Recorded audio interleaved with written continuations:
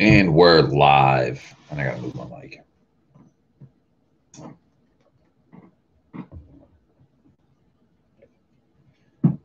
Ahoy! Ahoy!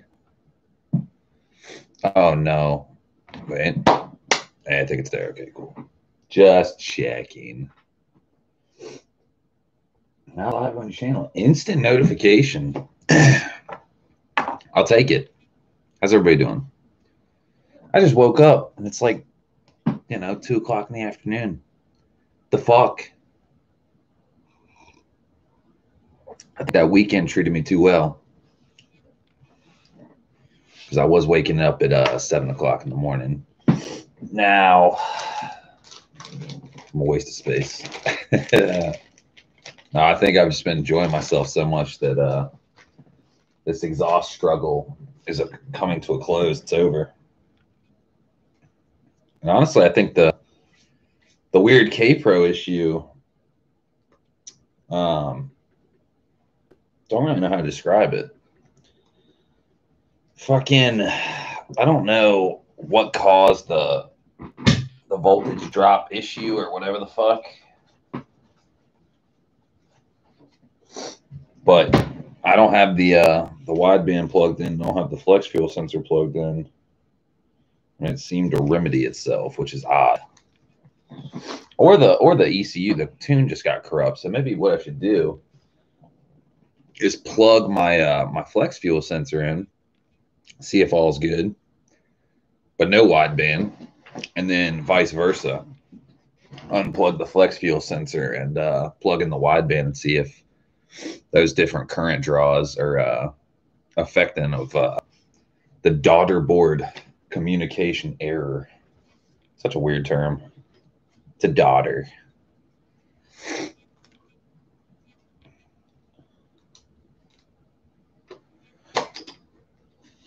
Let's wait for some motherfuckers to get in here. I got a package. I got this fucking badass step-up ring for the A6300, going from a 40.5 to a 77.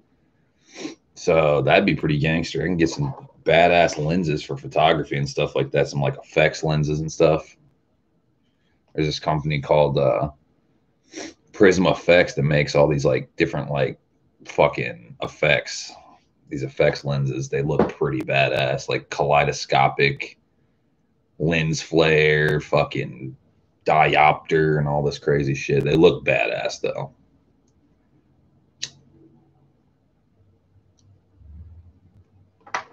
I almost want to throw down and buy some of them, but I don't know. I don't know. They would be pretty badass for making content.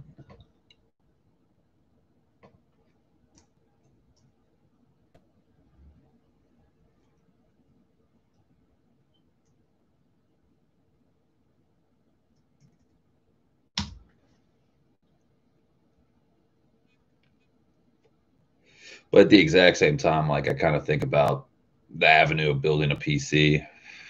I don't know, Dave. I think once we get the car tuned, I'm gonna build a PC afterwards. That's probably gonna be my my thing.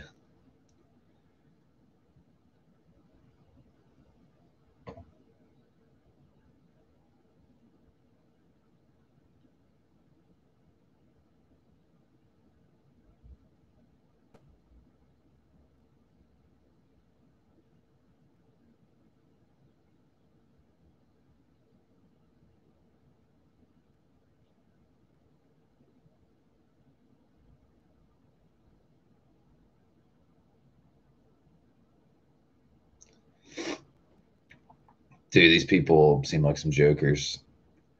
They're trying to say due to COVID, the process, not even the shipping time, the processing time. The processing time is 21 to 30 days.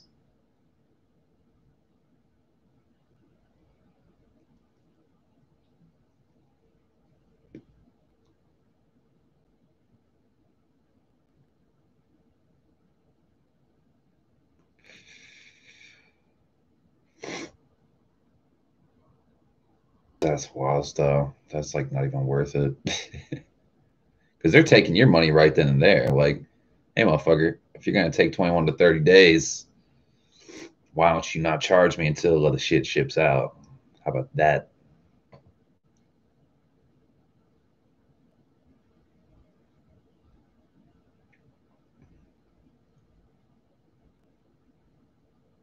Shipping end of July.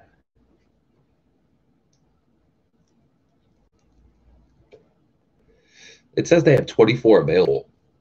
So they have 24 available. Like, what are they talking about?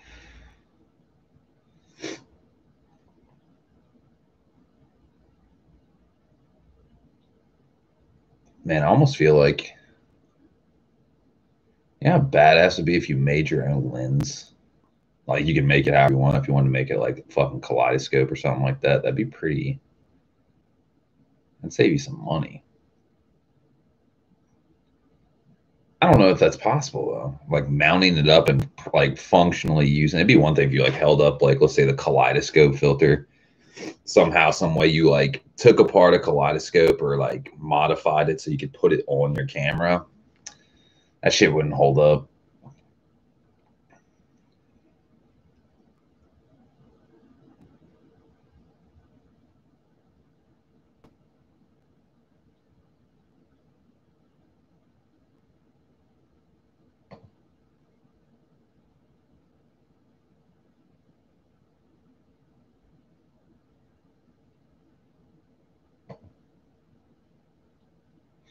Yeah, it's pretty funny though. Fucking have this package. Where's that bundle at? They know. Fuck me. You must not have that bundle anymore.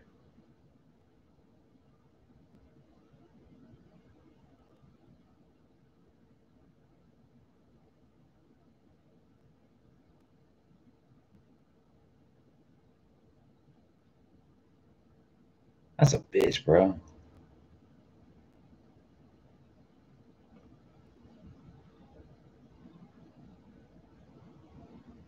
They had a fucking bundle. I don't know where it went. That shit was a fucking bargain too. Like some of their, what's up, Chris B? How you doing, man? I just woke up, Chris. I just fucking woke up. Officially back on the not waking up at like 6 a.m., 7 a.m. Fuck my life. Just enjoying my new fan. Mm-mm-mm. What you getting into, man? You on break?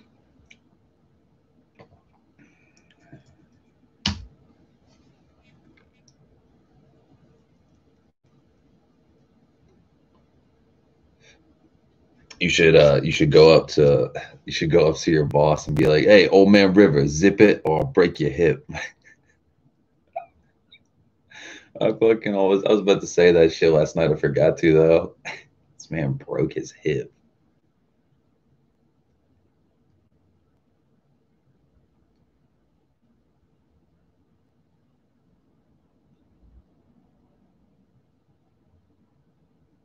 Oh, you're on vacation. That's right. Forgot you took a week off. So you got fun time ahead of you. Do the clutch.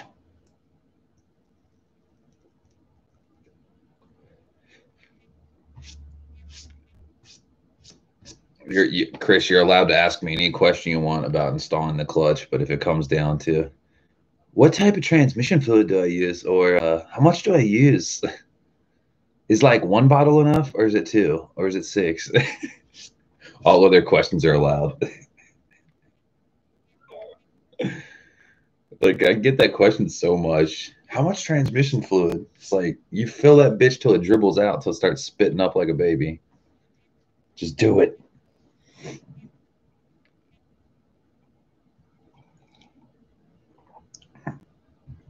Like the pilot bearing, totally understandable.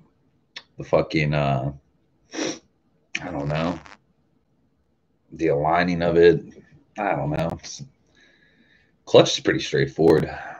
Gearbox, on the other hand, Not so straightforward.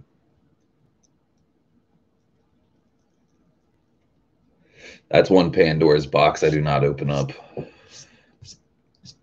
Felt sketch enough fucking rebuilding the shift selector. I was like, man, I really hope this thing goes back together the way it was, and it fucking works.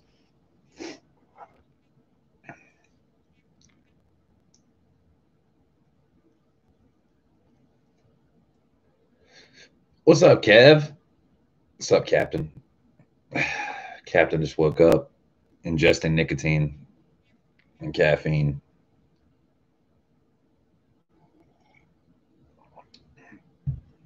Kev, when are you gonna build me a PC? I'm done with this PlayStation shit. Chris says, I think I already asked you that question about the quantity of transmission fluid. Yeah, no.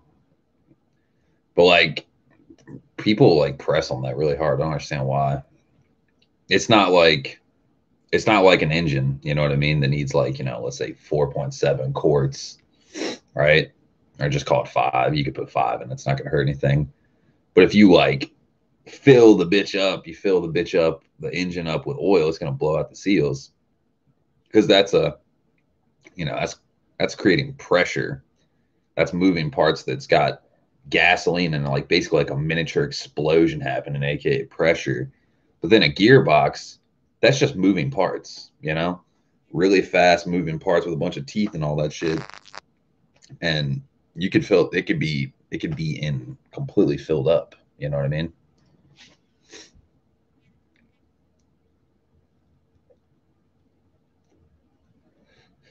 Cab though, for real, man. I need to get my PC grind on. You got any like spare parts lying around? You could just like put me together some like, I don't know, shitty to you PC that would probably like slay my Mac in like 5 seconds.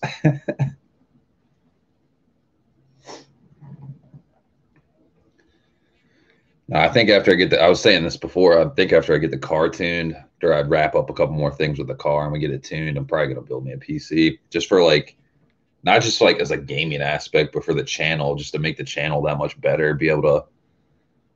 I think the only thing, that will retain the same thing is I'll probably still edit on my Mac, like Final Cut Pro. That shit is like a glove. I can't do Adobe.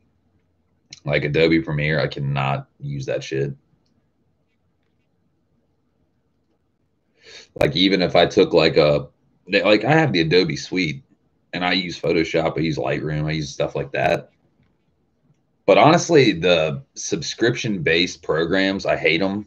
Can't stand them. I think it's the fucking dumbest thing on the planet. When you used to buy Photoshop like CS3 or something like that, you owned it forever. You could put it on 20 computers if you wanted to. You know what I mean? And nowadays you gotta pay X amount of money per month or per year to use a program. Like that's fucking stupid. So I don't know. I think editing wise, I'll probably still like music and editing videos. I'll probably stick with my fucking whatchamacallit, fucking Macland. I can send you the crack for fucking Adobe Cloud. What? How can you get around that? It's subscription based. How is that possible? And wouldn't they know?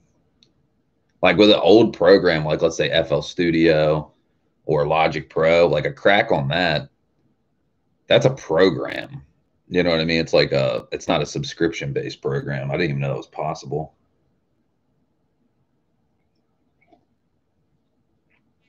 But I don't think that crack would work the same on Apple versus Mac. PC Master Race, tough. Yeah. I mean, literally I would never like Adobe Premiere is a program I would never use. Windows only for crack. Yeah, for that crack, because you can use crack files on Mac. Wink, wink. I bet some developers secretly watching right now. He's like, these motherfuckers, these sons of bitches. Everything was free. that's a lot of programs.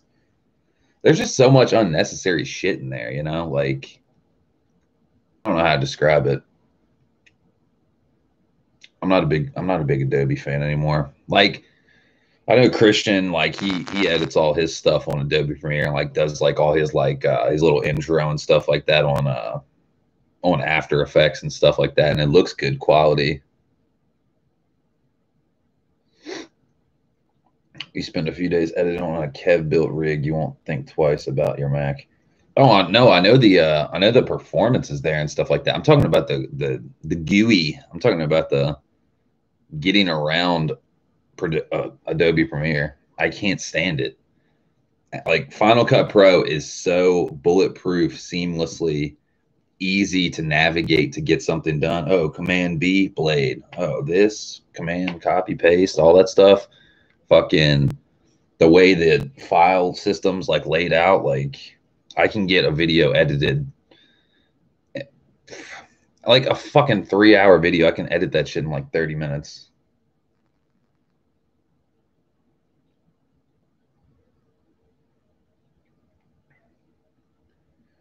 I bought all his PC hardware at Micro Center and shipped it to him. Tough. That's badass. Badass.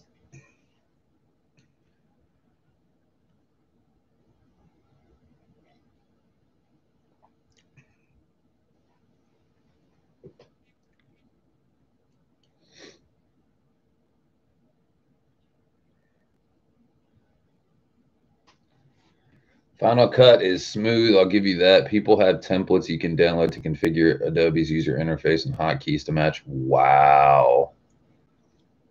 If that's the case, I'll switch over.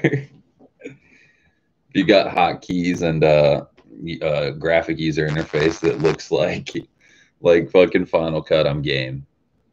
I'll make the switch over, hands down. That's a game changer. Because I'd like to edit, you know, obviously I'd like to edit on fucking whatchamacallit on Final Cut, but if Adobe can replicate what it's doing and the hotkeys and all that shit match, game time.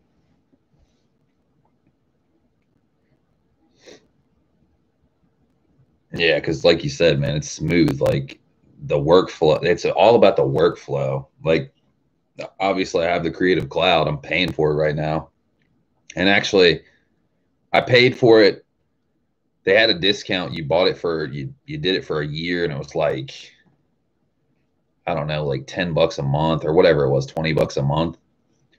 So then I was just gonna cancel it, right? I was like, I'm not using this shit, right? So I went to go cancel it, and they're like, "Is there any way we can make you change your mind? How about we give you two fucking 2 months for free?" And I'm like, currently on those 2 months for free.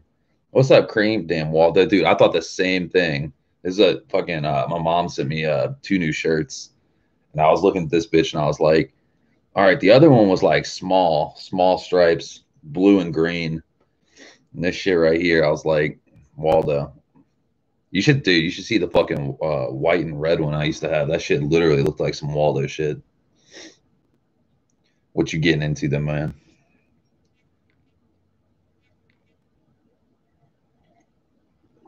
Some Waldo shit.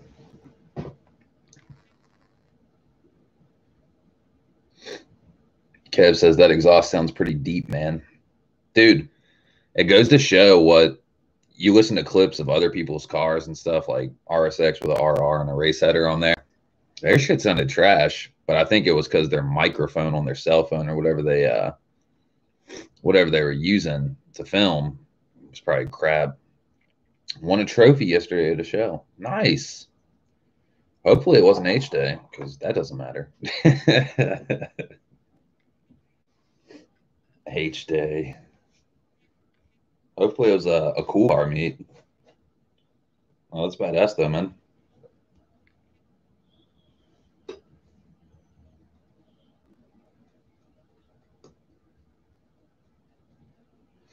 I remember we were talking about the shows and judges. Yeah.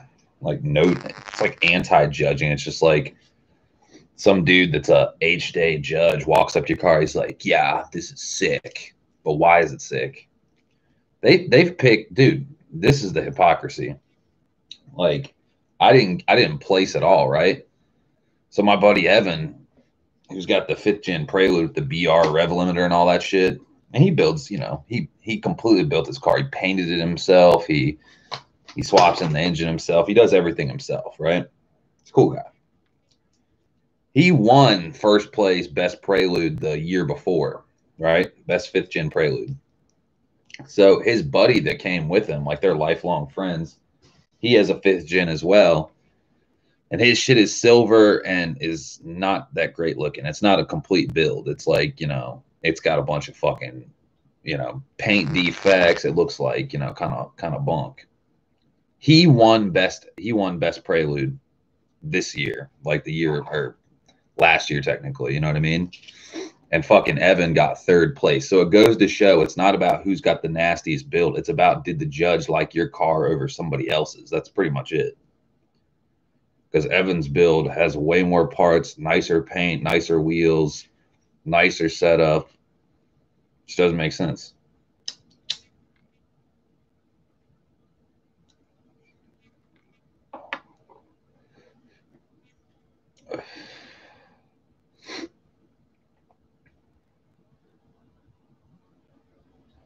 It was pretty dope. Over 200 cars, Honda Acura meet. I wish judges would explain why they chose the cars. Exactly, like a backstory or something like that, or like a reasoning. Like they're like, if they just like gave like a little synopsis, like 3rd place goes to so and so. It's got a good foundation. It's got a good start. He's just starting his build. He's got nice choice of wheels, nice well done paint work. Interior needs a little bit of work. Engine could use a bit more, but overall, something like that. Then 2nd place, they're like, excellent engine setup, has a few paint defects, but has good bolt-ons, best bolt-ons you could buy. Interior's phenomenal.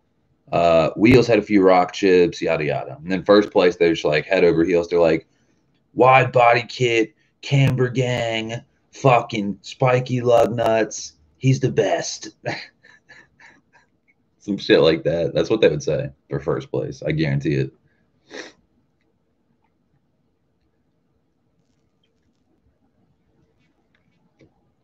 But yeah, Kev, I thought the exhaust sounds good, honestly. I think obviously it's some fuckery that you got to fabricate the elbow adapter piece. They should do that for you. I think what I might end up doing is taking that adapter piece off and getting some 2-bolt flanges and some piping, and tell old Levi to make me like a bajillion of them. We'll sell them. See if he'd be game.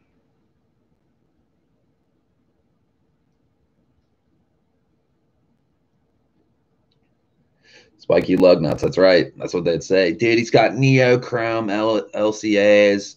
He's got the beer tap shift knob, Miller Lite for life, brother. Bud Light Platinum tap. He's got the Pokemon Pokeball hanging from the rear view and the tow hitch. Yeah, it's the best. Bro, I won best choice with hubcaps on. Winning. That's how you know. Need some VTech Ripper clips. I went out and filmed last night. I'll probably try to get that video edited today. Might put it up tonight. Crown Royal shift boot. Good God. I've seen that so many times, and I'm like, dude, I bet you fucks don't even drink Crown Royal. What are you doing? Bro, I just like purple shift boots with like gold lettering, and like, I don't know, I'm secretly 16 years old, and I think drinking is like the most elite cool thing ever, brother. Like drinking is drinking. That's all there is to it. If you want to buy a bottle of Crown Royal, good for you. Is it make it taste any better that comes in a purple velvet bag that you're going to turn into a shift boot? No. It's fucking silly. That's all it is. But yeah, this fucking fan, guys. This fan and this light.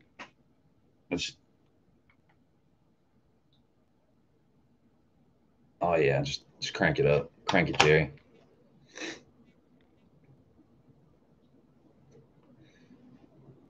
Dude, that bitch pumps out some air. Like, I want this to be like my 163 head to be like this bitch.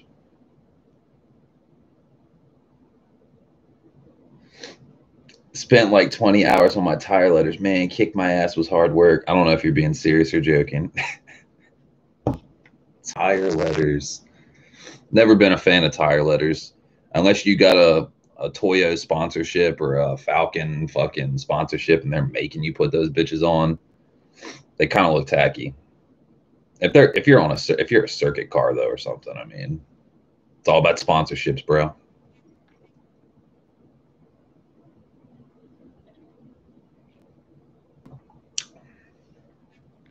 Oh, okay, sarcasm. I was about to say. I don't know, man. A little birdie told me you bought a Downstar hardware kit.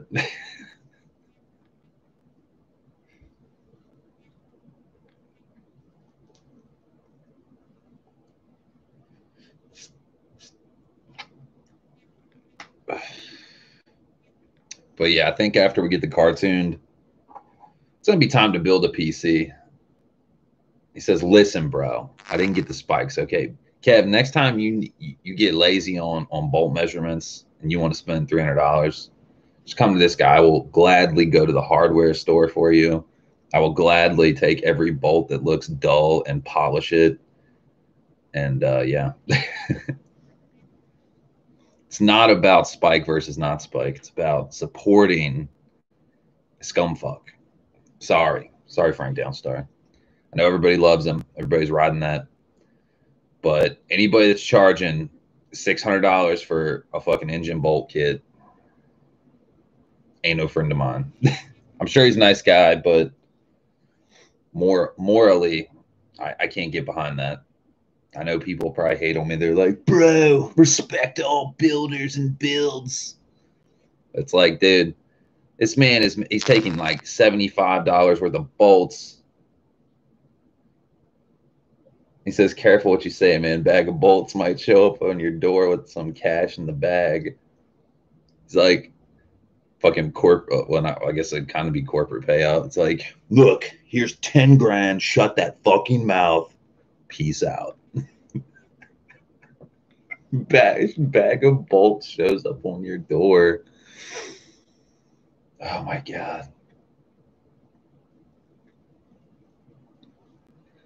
That's the new code name for that guy. We're calling him Bag of Bolts. Bag of Bolts. But seriously though, man, like when somebody like buys like a hardware kit, it shows inability to go get it yourself because that's how he does it. You watch his documentary how he started. He would go to the hardware store and he would buy bolts. He would make hardware kits for himself. People are like, yeah, bro, that's so fucking lit, brother. That shit is litty. How can I do that? Well, instantly it says, you're stupid. That's what it says. Hands down. You were dumb. It's called the hardware store. Go there. But bro, I don't know what metric and thread count I need. Like, how'd you do this? It's called you look it up.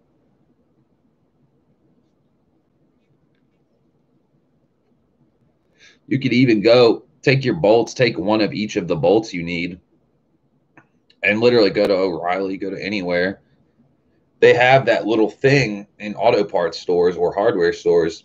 It's like a display with every bolt and every thread count, and you can match up the width of the bolt, the length, the thread count, the pitch, all that shit.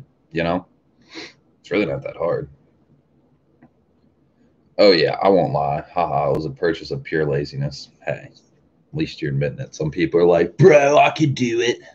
And they're like, I'm spending $600 on an RSX bolt kit. $600 on like $50 to $75 worth of bolts. It's insane. But like on the contrary, let's say like Vane engine stands, like those dudes make some like good products and stuff, you know. Their engine stands and their little shop creeper, you know, stools on wheels. They look all right. I wouldn't spend the money on it though, because they're taxing out. Like for example, they offer titanium bolts. You can get titanium bolts, dude. On I hit them up. I was like, how much for some titanium bolts, like a titanium bolt kit? And I think they said, I can't remember. I think it was for the Hassports. I said, how much for the titanium bolts for the Hassport mounts for the RSX? And he was like, that'll be $150. I was like, $150 for 8 bolts.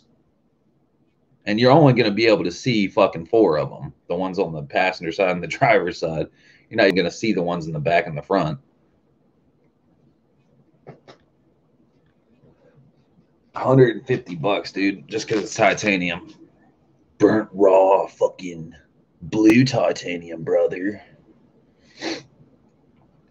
Obsessed Garage. Oh god, probably something really overpriced.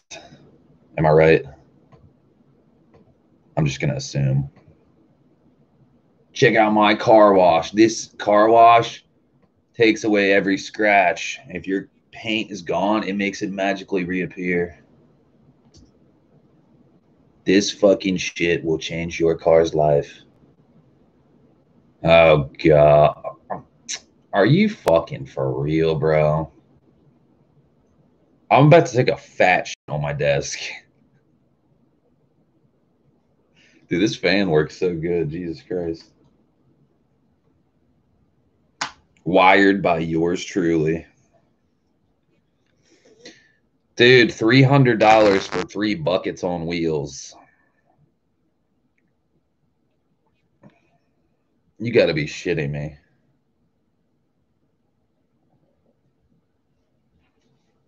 Jesus Christ, dude.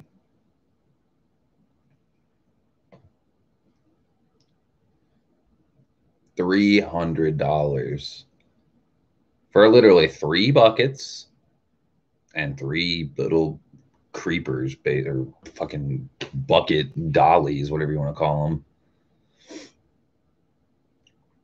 But dude, they look so good. One says wash, one says rinse, and one says wheels. Dude, I have to have it.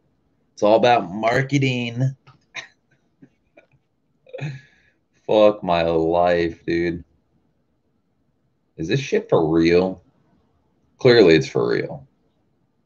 Do people buy this? I'm serious. Do people buy this? Like someone out there's just like, dude, I have 300. They're amazing.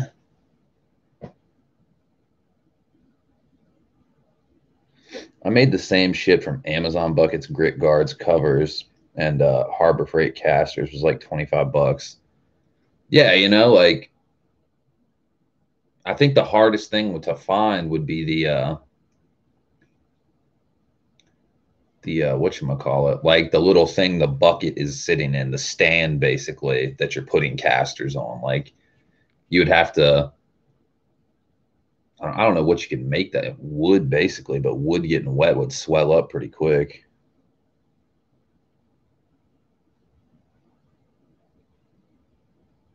Yeah, dude, people drop dime. It goes out of stock every few months. Wow.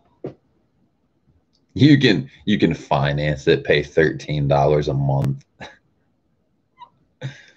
Bro, I got a car note on buckets. Let's see what the video says. I'm gonna laugh so hard.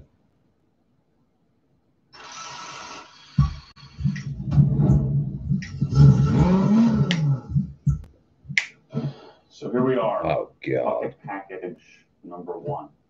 I'm gonna unbox it with you on camera here. Ever since I decided, so it hasn't really been that long. If you're watching this video at some point in the future, it's the end of May.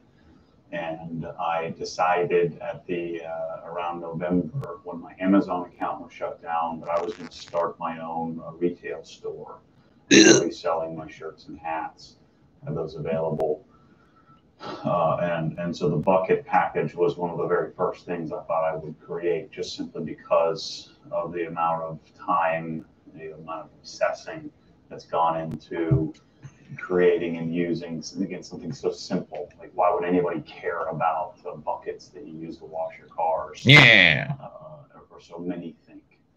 I know that probably 50% of you are watching this know exactly what I'm talking about. The other 50% are looking at me like I'm nuts.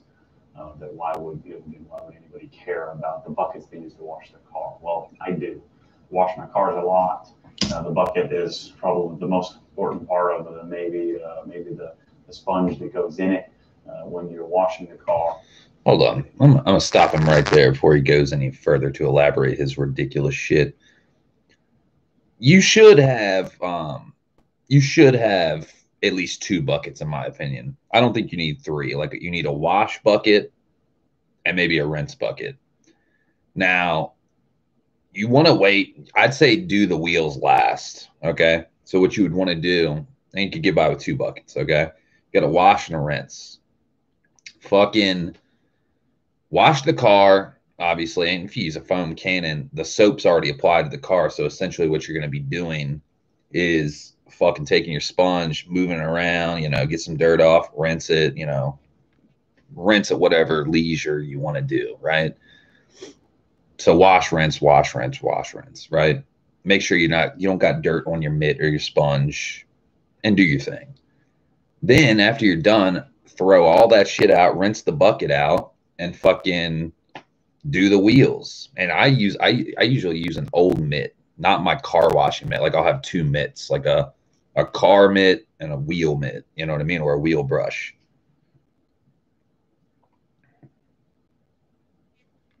What's up, Honda man? How you doing? Jesus Rock in the house. That's right. I use 3, use 1 for wheels, but I put 1K miles a week, so those get caked quick.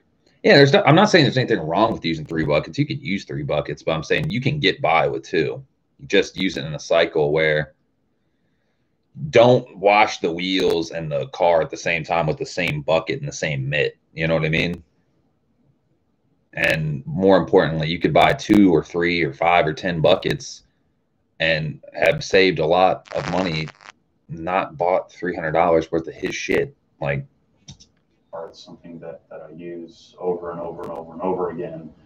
I'm vacuum cleaning the Accord. I need to do that too, man. I need to vacuum my car out. Package, and I'll tell you some of the reasons why I've chosen what I've like, it's still clean, but it's still got a little bit of just know that dirt and debris. That this isn't for everyone. This is very expensive. This is it almost borderlines on insanity. Absurdly expensive. I get that. I understand that. Just know that I'm not marking this up some massive amount to get rich off of selling buckets.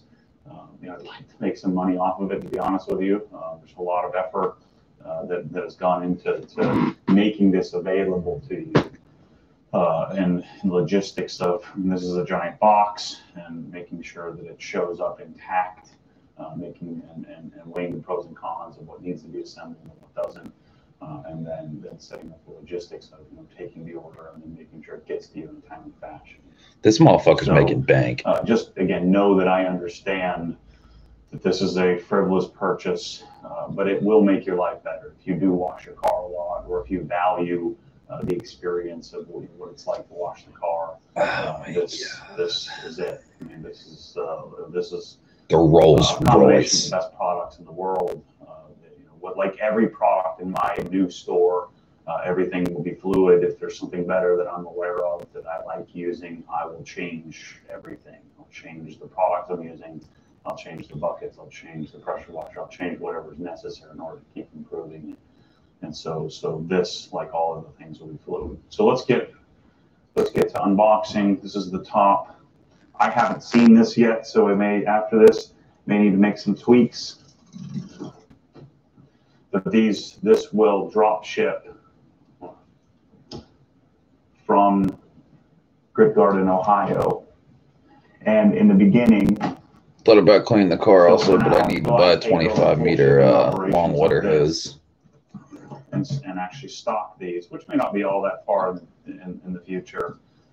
This will be available in full package only.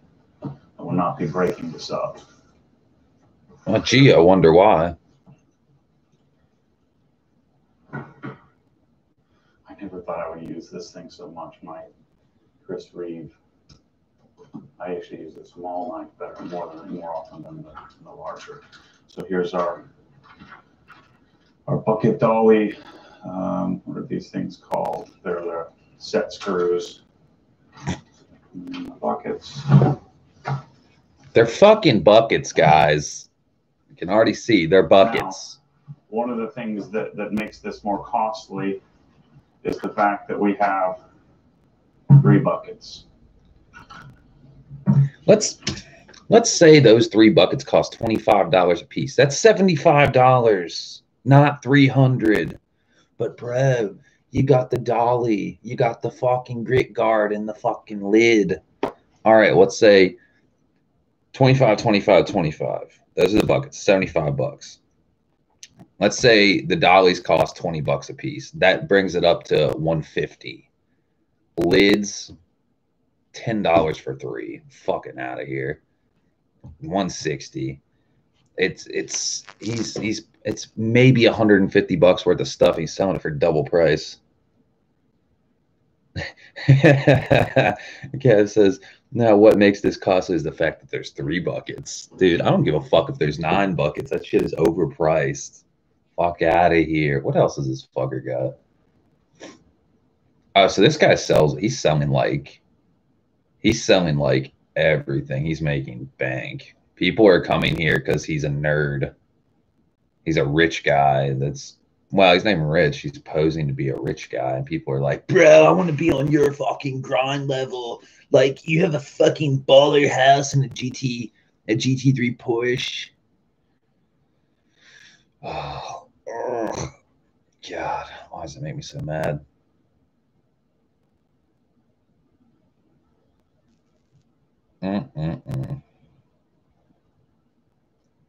He literally just finds shit he likes, rebrands it, marks it up 1,000%, and drop ships it. Sounds about right, Dave. Let's see what he charges for apparel. See, like, I want an Obsessed Garage t-shirt. That'll cost you 50 bucks.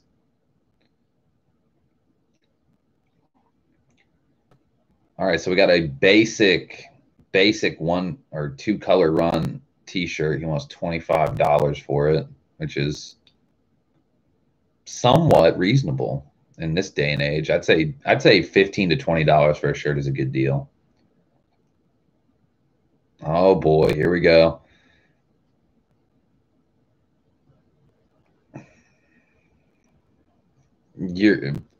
If your company is making onesies for babies, I don't want to be a part of your company. I'm sorry. He has a shirt that says always courtesy Rev.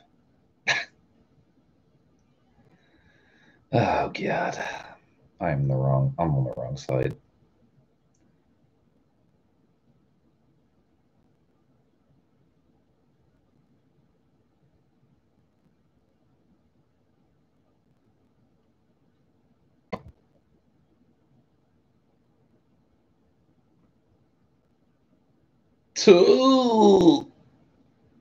He's selling fucking pressure washer, like, you know, the sprayer handle, fucking $300. Yeah, Kev says, I love Obsessed Garage so much, I bought a onesie for my baby. Who the fuck does that? If I had a baby, I'd buy a onesie that says I shouldn't have been born. I'm not supposed to be here. That's gonna be the ultimate onesie. I bet people would buy that shit. People would buy that shit hardcore. They would. They'd be like, I fucking fucking baby's onesie. It says, you know, mom and dad fucked up, right?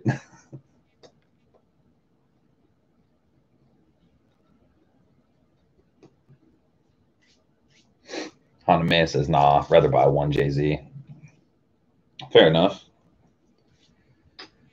Man, old J-Spec, they had a fucking, I mean, essentially a Lexus, but it's a Toyota. It's JDM, bro. They had a fucking Toyota Soarer that's one JZ equipped.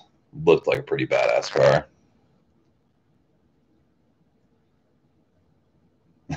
If I had a baby, I'd buy a onesie that says, "I can't believe it's not butter." Tough.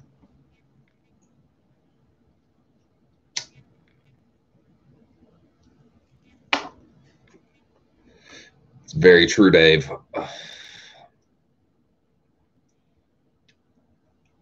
Yeah, all this shit is just a bit absurd, if you want my opinion. 3/8 pressure washer hose, Cobra Jet, $48. You could go to Lowe's and buy that shit, you know. Foam cannon, $100. I think the most reasonably priced thing he has on his site, stainless steel PF22 replacement screw, 25 cents. That sounds like a good bargain. Fucking hell. Custom install solutions.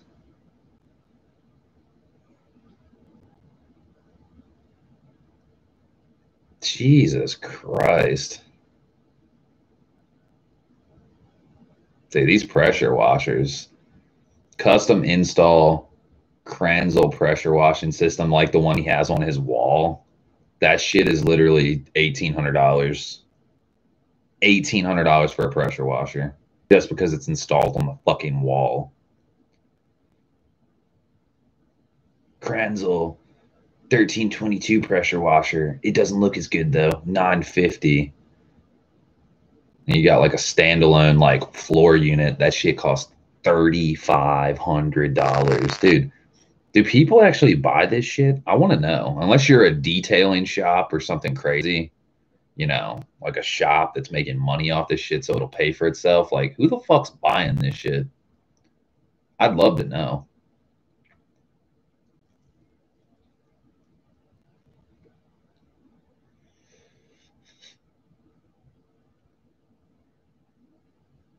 Ugh. He's got a obsessed garage hose storage plug, like, you know, like 3/8 line. It's a fucking plug, so there's no hole there while you're not using it. What the fuck uses that? I want to know who's paying $12 for a block off plug. Jesus, somebody help me.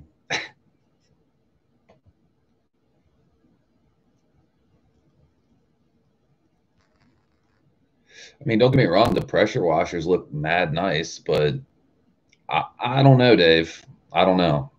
Me personally, pressure washer is a pressure washer.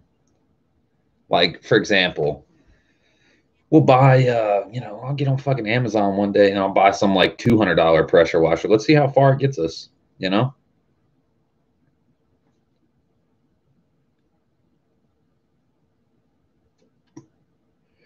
This man Kev says, now what makes this $100 pressure washer so costly is the $25 wall mount plate we include, but it's a bargain at $3,500 shipped, literally. Like, dude, hold on. Let's pressure washer Amazon. Let's see. I've looked at a couple of them. They're like, you can get one for like $120.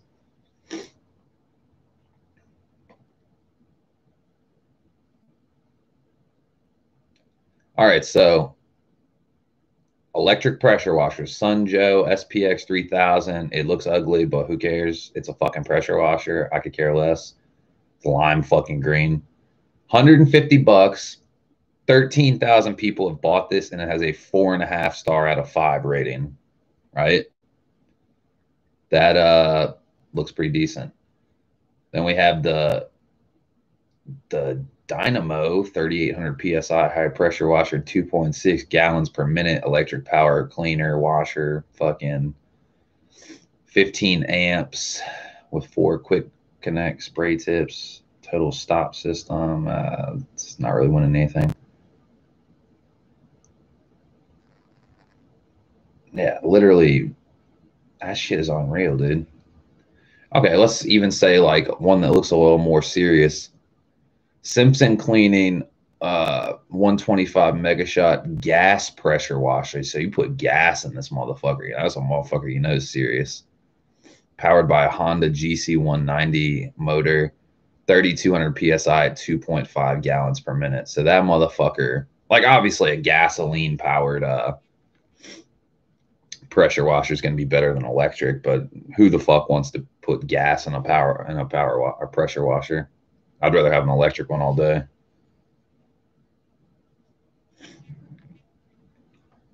I wonder what kind of gas it takes to take 2-cycle. What does it take?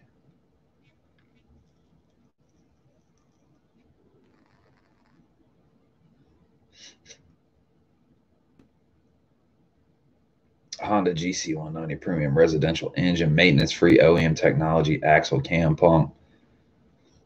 Note, keep maximum fuel level half an inch below bottom of filler neck to avoid fuel spillage. Welded steel construction. Pneumatic wheels, blah, blah, blah.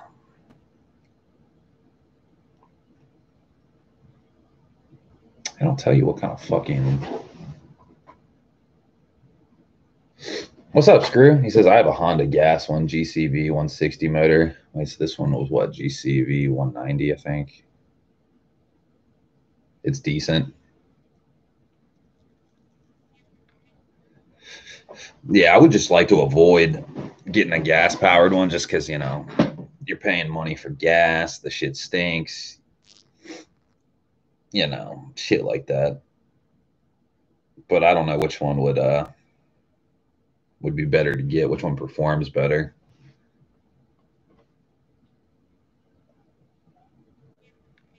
Because those are $400. It'd be almost like a fucking interesting review to do. Just like buy one of these ones that, you know, is fucking $150. I mean, $150 ain't shit nowadays. You buy something for $150, honestly, you probably shouldn't expect much at all, you know?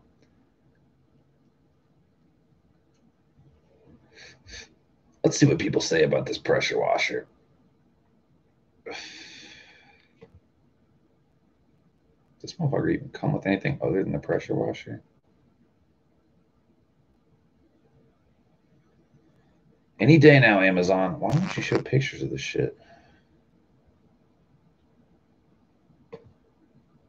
Okay, so now it comes with a handle. Comes with a hose. Dude, it looks completely decent. Like, honestly, it really does.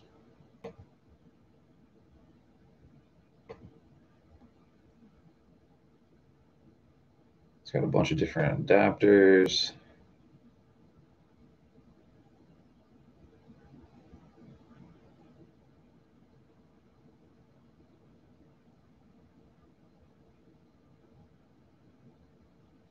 Yeah, it's got a 0-degree nozzle, 15, 25, 40-degree soap.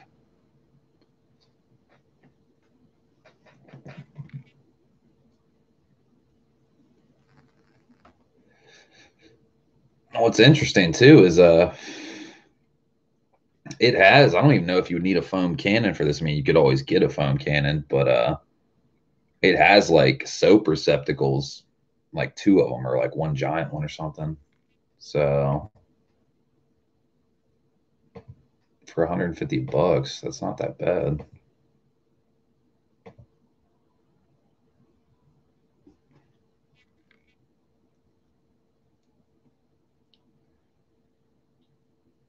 Yeah, it's got 2.9-liter onboard soap tanks.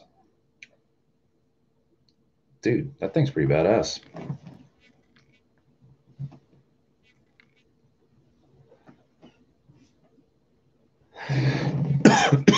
Ooh. $3,500 shipped. I'll take 5, Kev. Tough.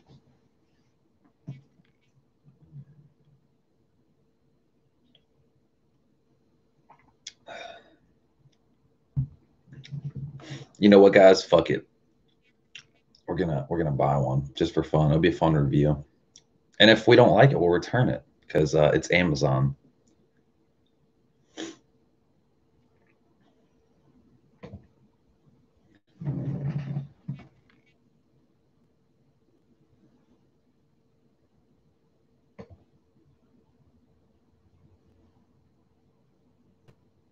Is it electric? Yeah, it's an electric one. 14.5 amp, 1800 watt motor, generates up to 2030 psi, 1.76 gallons per minute.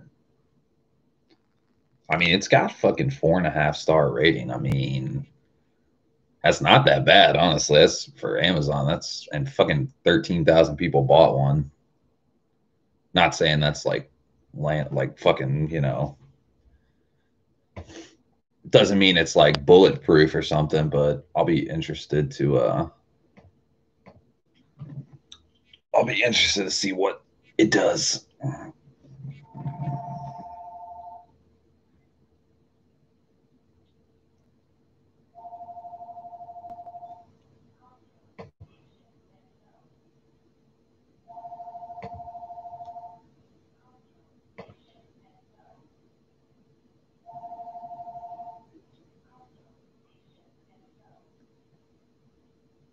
Well, I guess we're gonna give it a go. Booyah, did it. 150 bucks. We'll see how it does.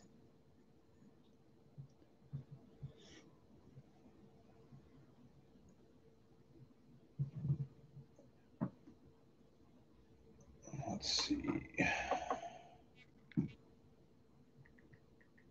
Yeah, because I've been meaning to buy a pressure washer for a long ass time, honestly.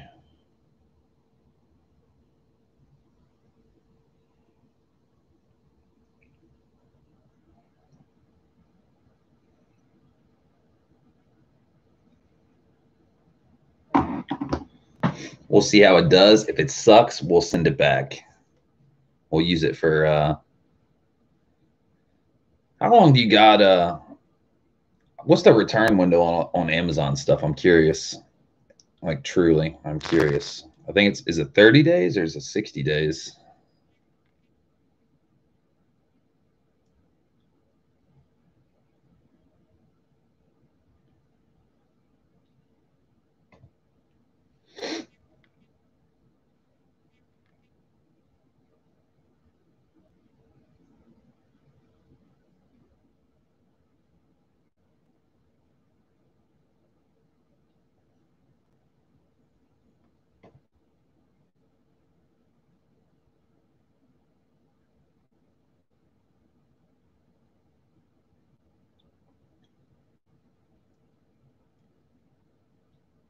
Yeah, it says it's got a 2-year fucking warranty on it.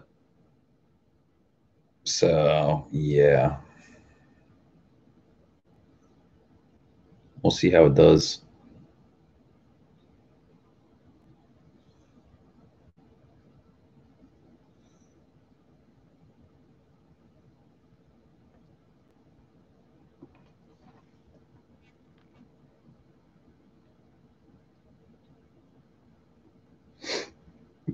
Screw says, I don't know, but a lot of the time, especially during this pandemic, they don't even need you to send it back because it costs them too much to deal with. So sometimes you just get a refund and get to keep it. I don't know how it'll go down with a big item like that. Usually, like I bought a coffee grinder from Amazon, worked great. Then one day it just burned out. Right, I cleaned it all the time. I did everything right to it, but the motor just burned out. So I fucking said to him, I was like, this fucking coffee grinder fucking has just stopped working. They're like, oh, did you clean it? Did you do this? I was like, I've tried everything. This bitch is trash. I was like, because it's funny because it worked great and now it's not working at all. And they're like, okay, just take it to the UPS store in the box, and we'll give you a fucking shipping or an RMA or whatever the fuck, and just you don't got to pay anything. Just like Amazon has it worked out with UPS to you just walk in, hand them like, hey, Amazon return. You know what I mean? And you don't pay nothing. It's pretty hassle free. So I would imagine with a bigger item, they might not make you do it, but with something small like that, they probably make you do it.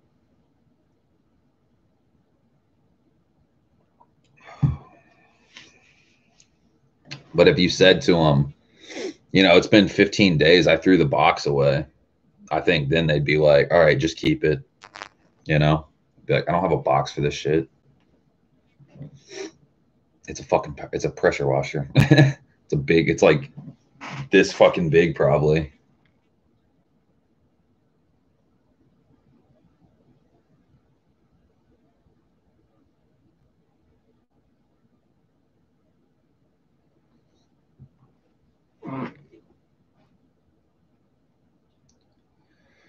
What's up, Aldo? How you doing?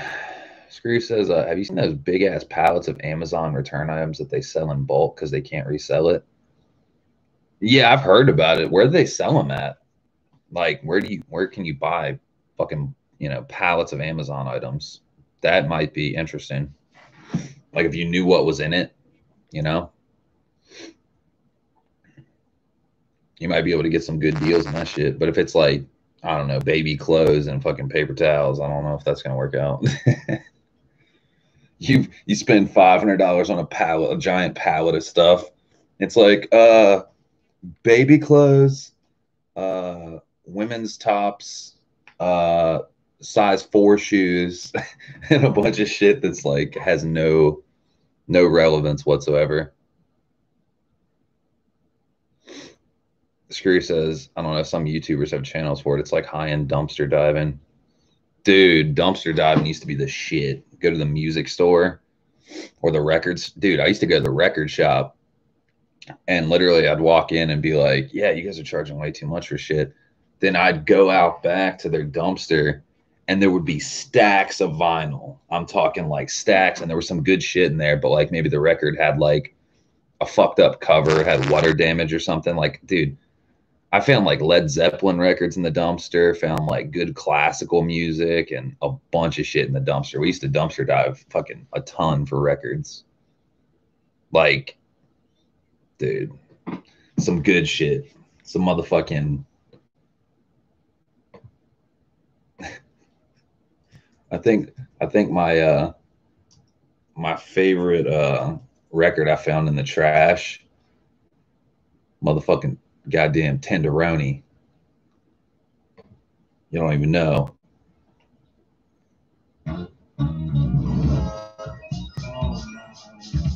Oh yeah.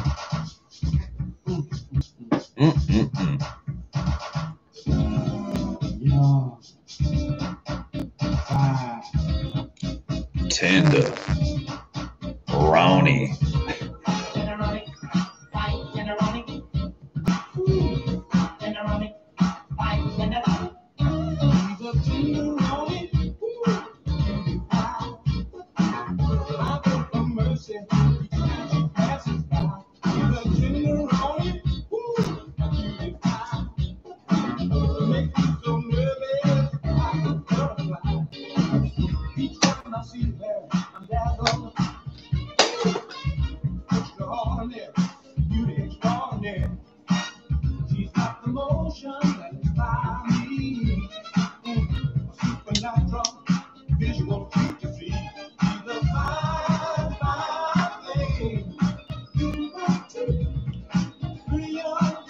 But yeah, shit like this in the dumpster. You know what I'm saying?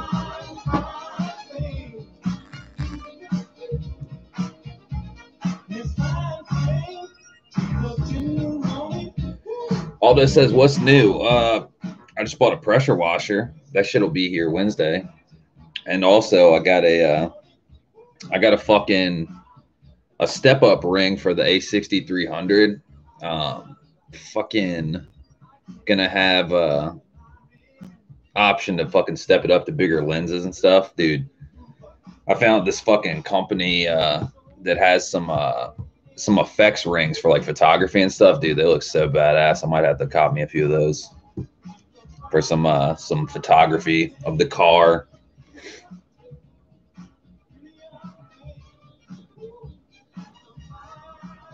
See, everybody nowadays, man, everything's photoshopped, right?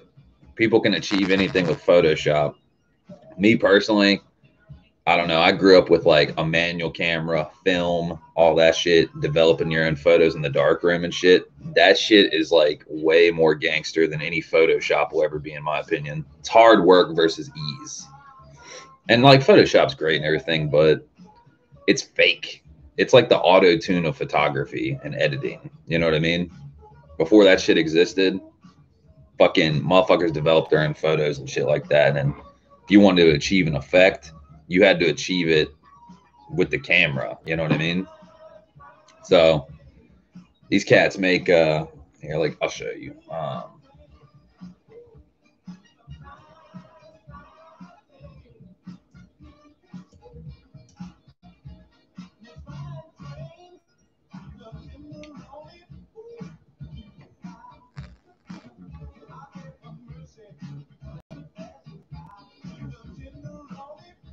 They got like they got one that looks like a kaleidoscope. This shit looks pretty badass.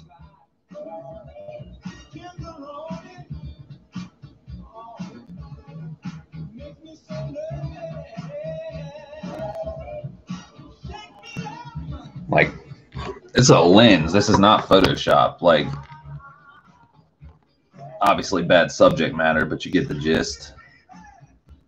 Actually, that shit right there looks pretty badass. They got that one. They got, I'd say, the Starburst one looks pretty badass. So, like, what this does, this kind of makes like makes light sources look like this like fucking like star. You know what I mean? It's like any type of lighting is gonna have like, you know, that type of 4 to 6 angle. You know, it looks like a starburst, like a firework or something like that. You know what I mean? And this is not Photoshop. This is the lens achieving this. You know what I mean?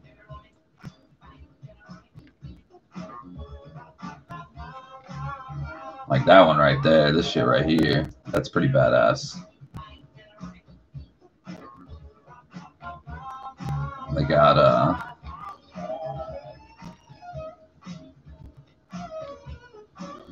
they had another one. Might have been, I think it was this one maybe.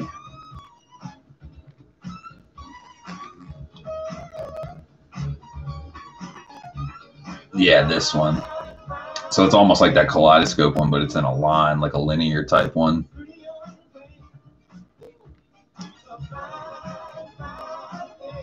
Yeah, they look pretty badass though. They charge fucking $75 a lens, or you can get 3 for $145, which is pretty good deal. Save a little bit of money.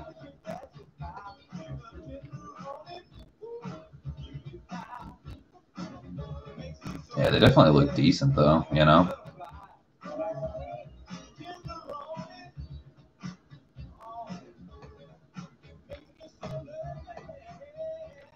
Oh, what? That's fake.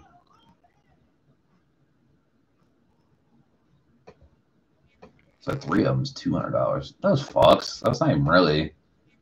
2 of them's $150. So that's, you don't save anything. Fuck that. That's whack. Those pump motherfuckers trying to market that shit like you're saving money. No, it's for 2, not 3. That's evil.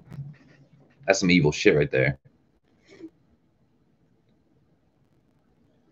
Yeah, the ones I would be most interested in would be that that linear one and the fucking kaleidoscope one. Those look pretty badass.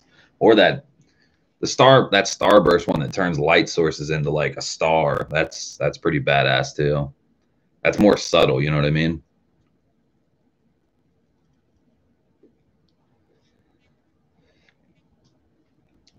Definitely would be doable.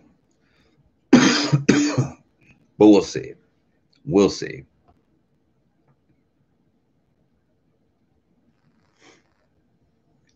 What's everybody getting into today? Screw said groovy. Dude, for a free record, can't go wrong. You cannot go wrong for a free record.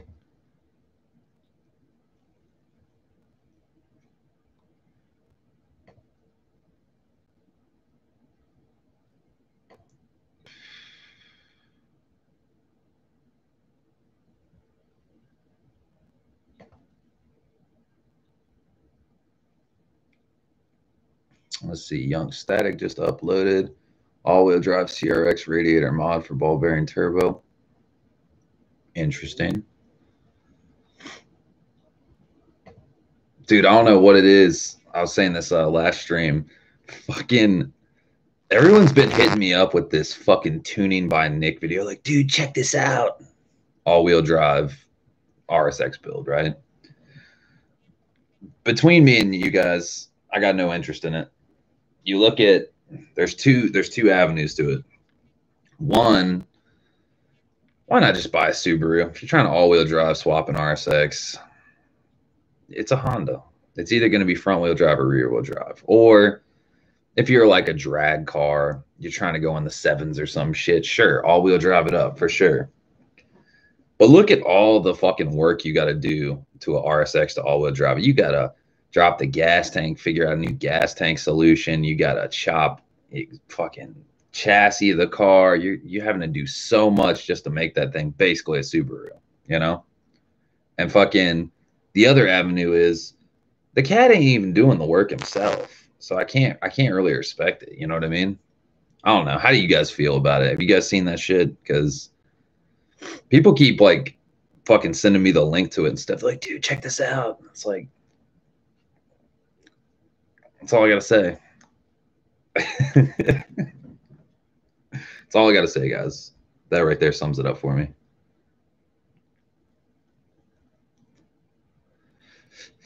Like me personally, if you want to get like into like, oh, we're making a rat rod, we're making something custom. I mean, like, let's say like Bodie Vision, like, you know, he's taking like an 88 Accord and LS swapping it, making it rear wheel drive. To me, that's cool. Or if you wanted to LS swap RSX, that's cool. If you wanted to put a rotary in an RSX, that's cool. You know, but there's certain aspects to like, you know, completely ruining a car. Well, I wouldn't say ruining, but completely making a car unusable or returnable back to stock. It's not happening. You know what I mean? Like the whole all-wheel drive craze, I don't know. I'm just not for it. Because with you look at front-wheel drive versus rear-wheel drive. Let's say you're going around a turn in a front-wheel drive car and you lose traction, right? You start sliding out. What do? You power through. Okay. Let's say you're in a rear-wheel drive car. You go around a turn, you start losing traction, hit it too fast, you start breaking traction. What do? You hit the brakes and let off. What do you do in an all-wheel drive car? Pretty much point, shoot, and pray. That's it. So I don't know. I just don't. I don't get behind it. I understand for like a drag racing aspect or maybe like a rally aspect, but these are street cars. These are fucking Hondas, guys. Come on.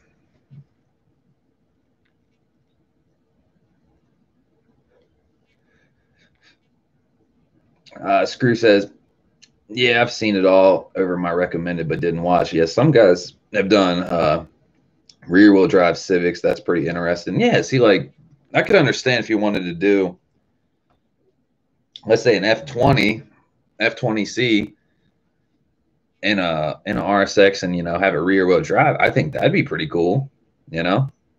I think that'd be interesting. Because then you could drift an RSX.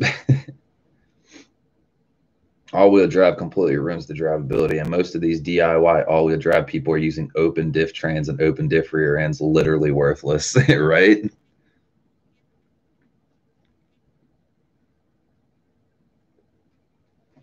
Yeah, it's just not for me. And seeing as everybody, like, I guess everybody orientates me as like, oh, DC5 guy, let's see what he thinks. Not that interested in it, honestly. And it's been done before too. It's not like we're like, it's not like, you know, we've never been to the moon before and then like there's a space shuttle going to the moon. It's been done before. I mean, I guess, you know, hey, it is what it is, but it's not the first time it's ever happened. I guess it's the first time anyone's ever filmed it as an install or a series, right? But the reason he's filming it as a series is because he's not doing the work. His friend is doing the work that owns the shop. So it's like, that's like a perfect avenue for filming a series of it because you're not doing the work. And you guys that run a YouTube channel and do work on your car, you will instantly know the grind, the struggle of trying to get the job done right and efficiently and quickly, as opposed to having to set up the camera, bro, to get the right angle. Oh, got to move the camera for this cinematic or this fucking angle. Like, Guys, that's why that's why this channel is the way it is. I'm not gonna fucking move the camera for every bolt I turn and all that stuff. Like, remove two 12mm bolts with a fucking socket wrench. Got to get the right angle. It's like any of you guys that know how to work on a car, like, yeah, you might need help with some things, but like, you don't need to see the bolt. Like, I could include a picture of it if you really. You could watch my video and literally be like, oh, where's that bolt at? Message me. I'll send you a picture of it, you know? I don't know. I do this channel mainly for my own amusement. It's not really so much to depict and fucking show you how to do everything. Like paint by numbers, like hold your hand completely. Like I get fucking questions from people, bro, how do I calibrate the TPS? So it's like, dude, you either have K-Pro or you don't have K-Pro. If you don't have K-Pro, you're gonna have to use a multimeter. And if you have K-Pro, you can just scale the TPS in K-Pro. So let's say you don't have K-Pro. Okay.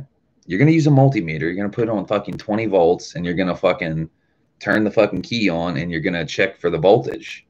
But bro, how do what pin? There's 3 pins. Which pins do I use? It's like, dude, process of elimination. You're not gonna hurt anything. Just fucking figure it out, you know? Like put it on each one until you start seeing a voltage reading. Because if you're on the right pins, it's gonna show a voltage, and if you're on the wrong pins, it's not gonna show anything. It's gonna say 0.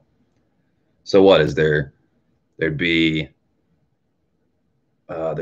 fucking what, 6 different options basically. It's like, dude, come on, grow a sack, man up.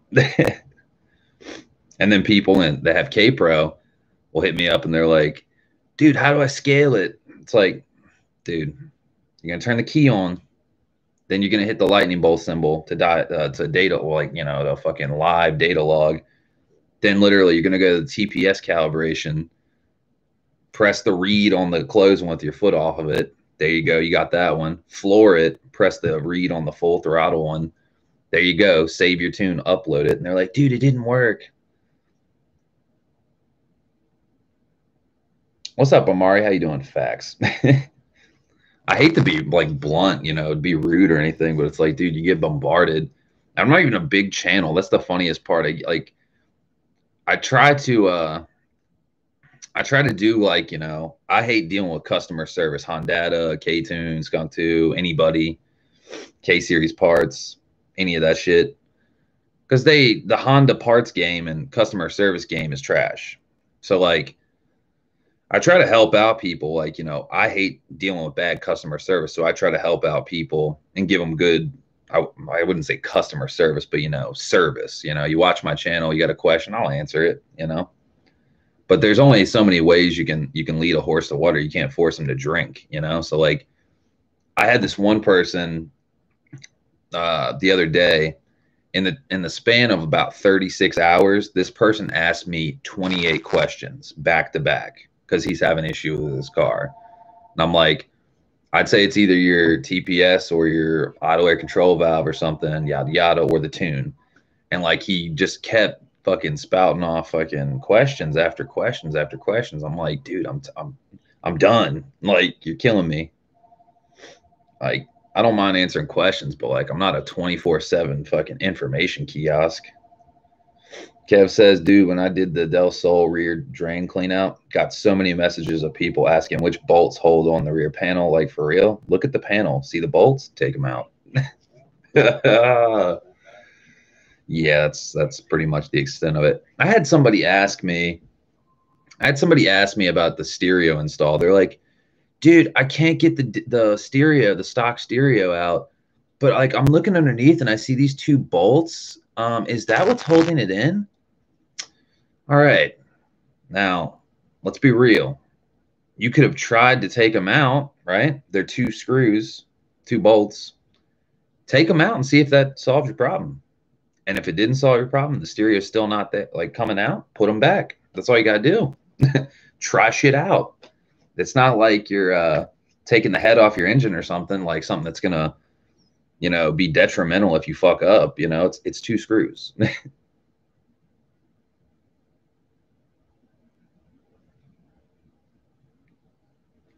Honda Man says, Is K series a VTEC? It pretty much sums it up. Amari says every question I see in media has been answered on Google or forums. Pretty much, man. Like, I mean, there are some questions like, you know, that come up, like let's say the K-Pro, the daughter board communication error thing. There's not much information on it. Like Hondata has a couple posts on the forums, but it seems like there are multiple causes for that daughter board thing from the low voltage on the daughter board. It could be a battery issue. It could be you have too many 12-volt accessories plugged in. It could be there's something wrong with your daughter board. It's, you know what I mean? So stuff that's real nitty gritty like that, or you got a weird DTC code, car stuck in limp mode and it's throwing a weird code or something like that. I got no problem answering stuff like that, but Kev says my mom's CRV has VTAC. Shit's fast as fuck, bro. When it kicks, it throws you back. We raced a Mustang and got him. Dude, today's post that made me laugh so hard on it was either RSX Owners Group on Facebook or K20A.org. Some kid post a video of him and his Type S racing a stock SRT4, and he like gapped him by like 10 cars or so, like, you know, fucking, it was a long ass fucking gap. So then this is a K series group, right? So I think it was K20A.org. Everyone was like, dude, that guy wasn't even racing. Like that stock SRT4 would fucking you. You know what I mean? And there's just so much banter, dude. It's like somebody commented and made me laugh so hard. They're like, gee, for a K series group, Facebook group, there sure are a lot of fucking neon fanboys in this motherfucker. I was like, got him. I don't give a fuck if the thing's got turbo on it. It's a fucking neon. It's a souped up neon.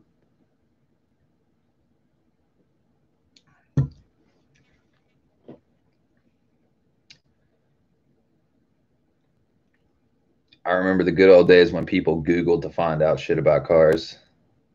Isn't that shit funny though? Like, dude,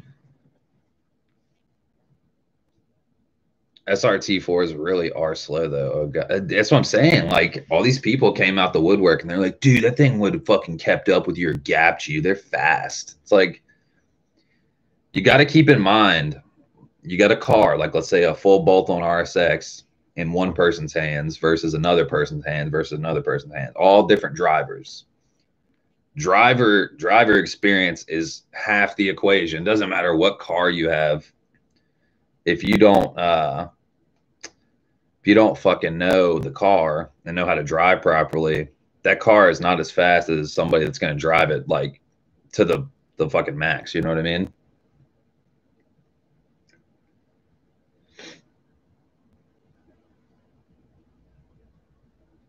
Anyone with an SRT4 that doesn't have front radials and 30 pounds of boost is a moron. Those things are dirty, nasty, fast.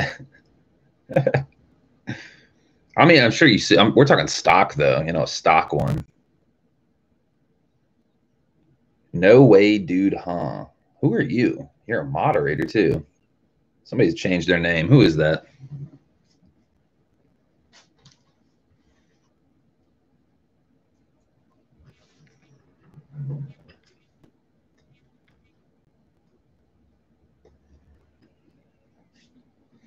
Everyone's changing their names. I don't like it. How am I supposed to know who you are? Screw says 30 pounds on a glass transmission from a PT Cruiser. Yikes. Dude, you want to look at the quality of a SRT4? Look at Jamie from PFI Speed and all the shit he's going through trying to drag race that fucking shitbox. Shit breaking left and right.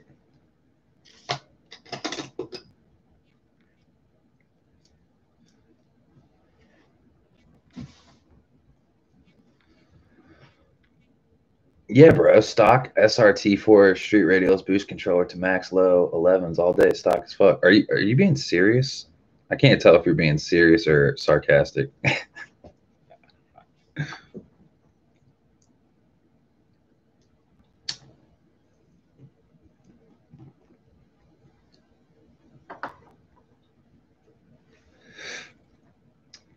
Amari says, yep, same motor and trans. Anything by Dodge is junk. True story, man. Maybe except for like Dodge Viper, but those things are like a fucking death trap essentially. You guys see how they fucking the certain Dodge Vipers, the '90s ones, they fucking like went and like not just recalled them, but like almost like a demand recall. Like anybody that has one of those cars has to give it up, basically.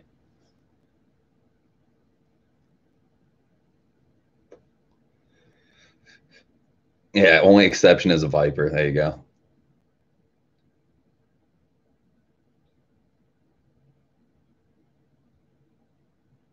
Fuck a SRT, bro. Straight USA junk.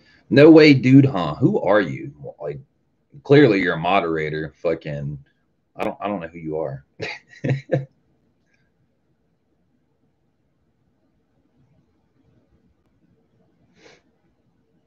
Lowe's KF says, deadass, bro, they'll sneak you if you ain't careful. It'll break every month, but they're really, really quick stock as fuck with boost turned up. But see, that's not stock. If it's got a boost controller and it's cranking up the boost, that's not stock. And you know, tires, they can have whatever tires they want.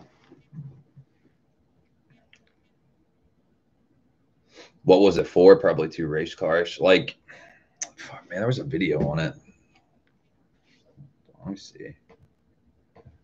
Reason for Dodge Viper recall.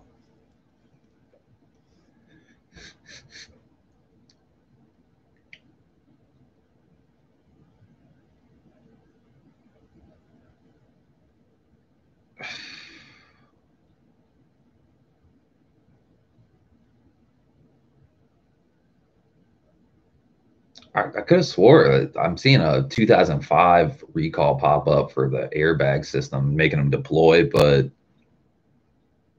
I don't think that it was the old one. What's the fucking old one called?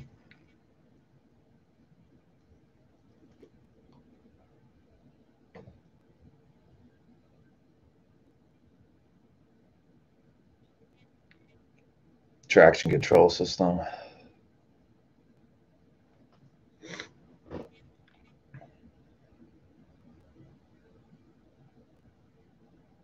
No way, dude. Han says, I'm a loyal follower. You know me, dog. Quit playing my G. Well, clearly you're a moderator, but I've never seen your name pop up. You had to change your name. What was your name before? You kind of sketched me out.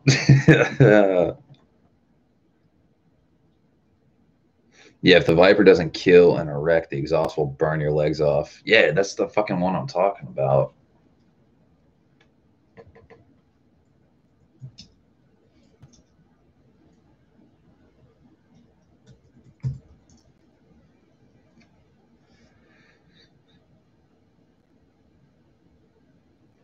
Yeah, the GTS.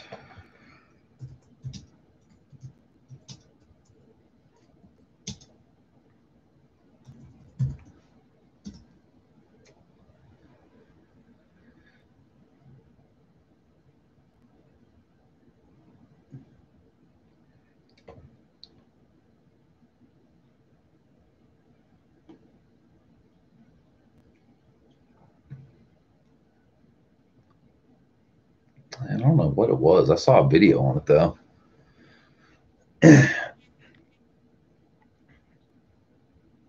You have to buy, or wait, I read that. Haven't been in this chat in a minute. The hell is a moderator? Like, you see all the people with blue wrenches, Amari. That's people that can, like, you know, let's say somebody like comes in here like spouting off some like racist shit, or I don't know, just fucking trolling, spamming. They have the power to fucking delete messages, time people out, ban them, shit like that. In case, like, let's say I'm reading some shit or like, you know, going on a spiel and I don't got time to read chat like instantly. Um, you know, they can intervene. It's like I'm the sheriff and they're my deputies. Kev said the late '90s one had issues with the TCS failure. They were literally impossible to drive. That's what it was. There you go. Good call.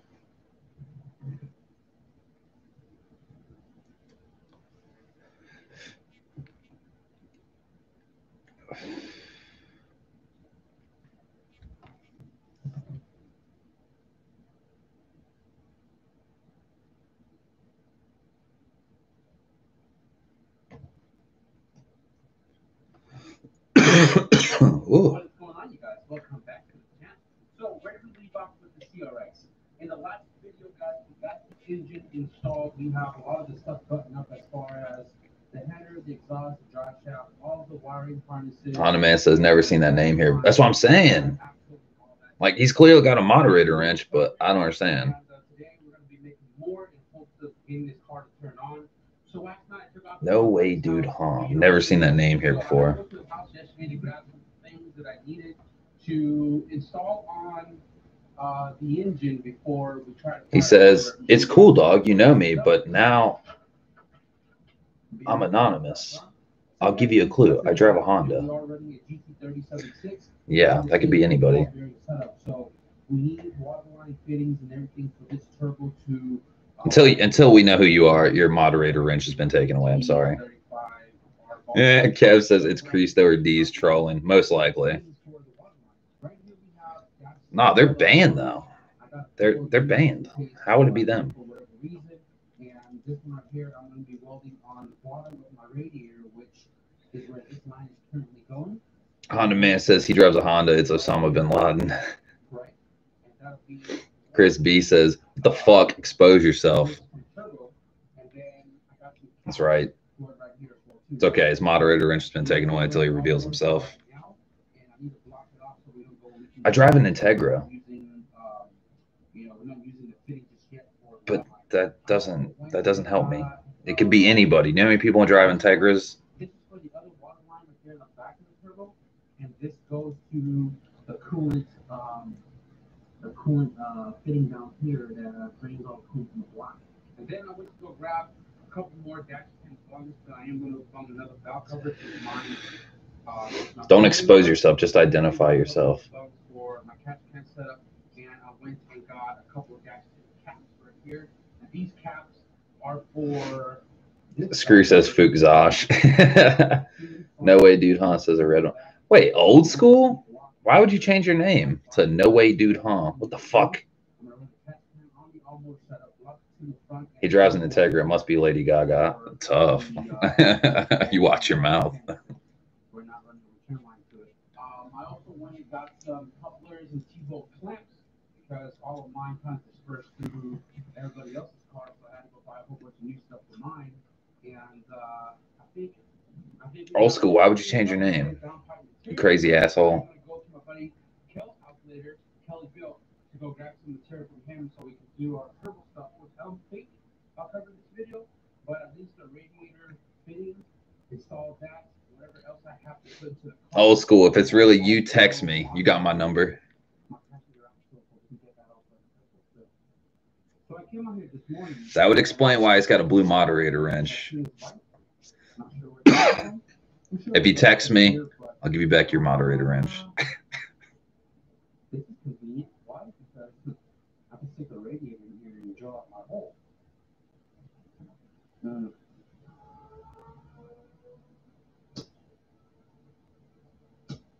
Punch that shit. All right, I'm gonna grab some coffee real quick. I'll be right back, guys.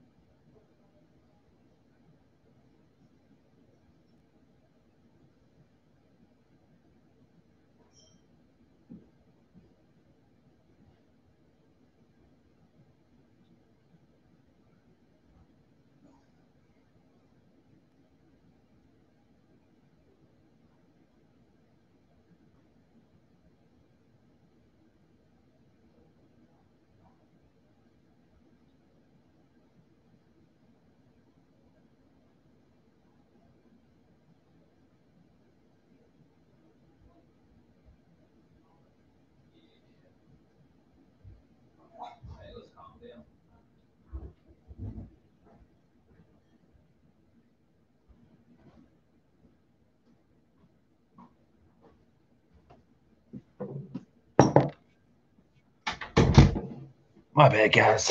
I had shit to do.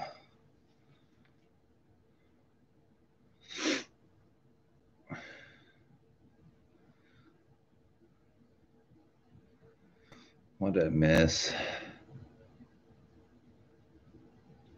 D pick INC tough. I'll take the moderator wrench. I own 2 DC5s. Lost it when my phone fell in a puddle of water. All my contacts gone, bruh. Wait, do you have the same number still or not?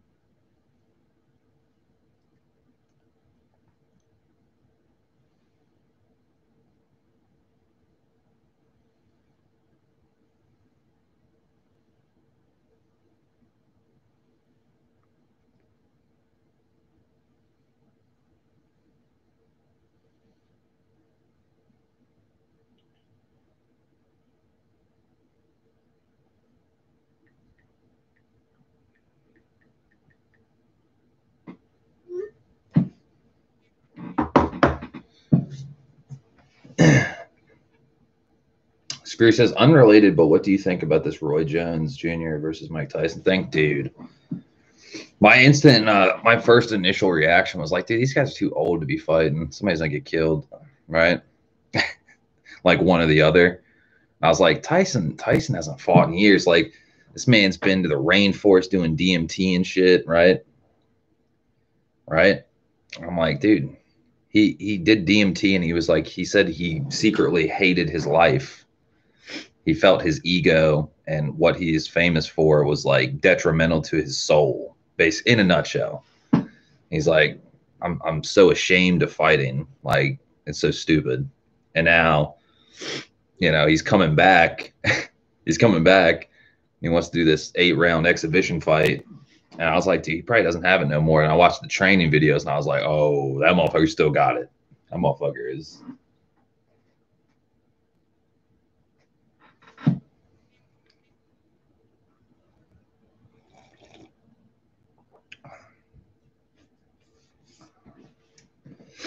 That motherfucker looks mean as a motherfucker.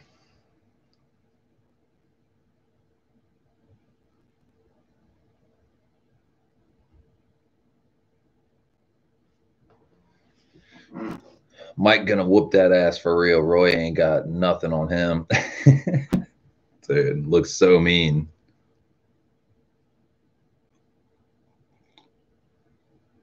And I think the reason they're doing an 8-round is because they're older.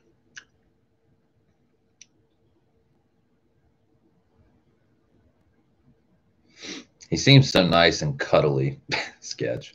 Now, I don't know if he wants to kill still, but yeah, the man's still a machine.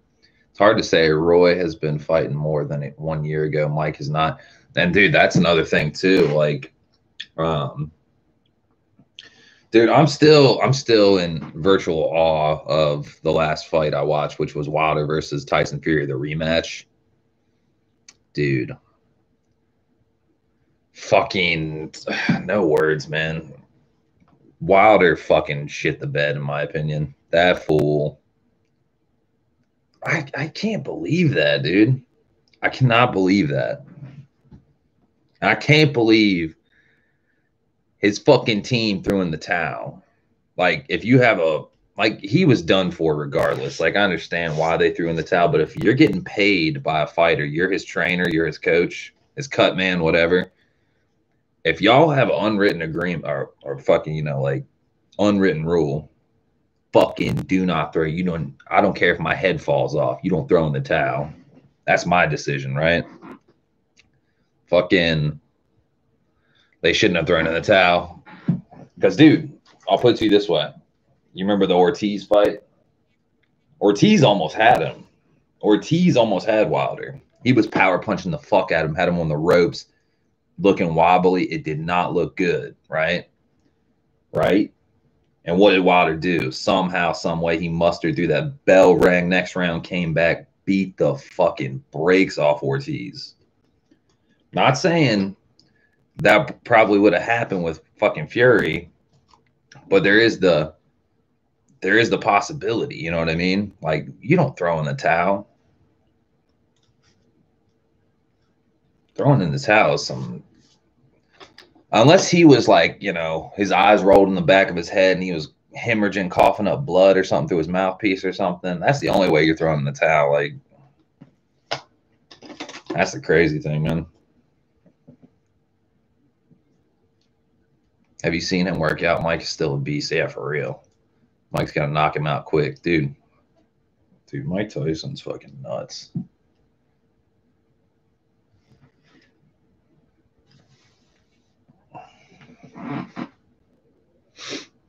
Honda Man says they threw in the towel because it's their job. I understand it's their job, but you know, their job is based off opinion. Like, oh, he's too far gone, we got to throw in the towel. If I'm paying your salary, like for example, let's say like Honda Man, let's say you lived in my town. And I was like, yeah, I need your help. I need an extra set of hands. And let's say we got to drop a subframe and I'm using two hands and you want to use your finger. You're like, this, I can do it, bro. This is how I do it. I drop down subframes with my finger, you know? If I'm paying you money, I don't want you motherfucking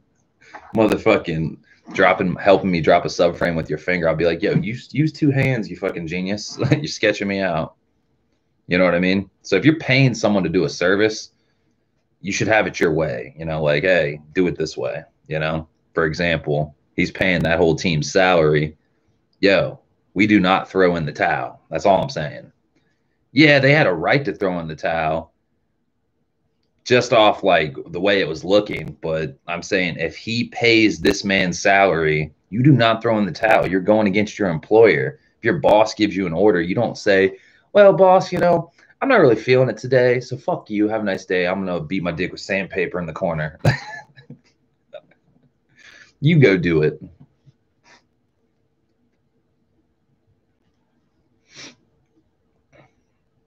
Chris V says Vincent Van Gogh. It was over, but next fight, who knows who wins. But if you take too much punishment, maybe it won't be a next fight. It's fighting, not soccer or baseball. Yeah.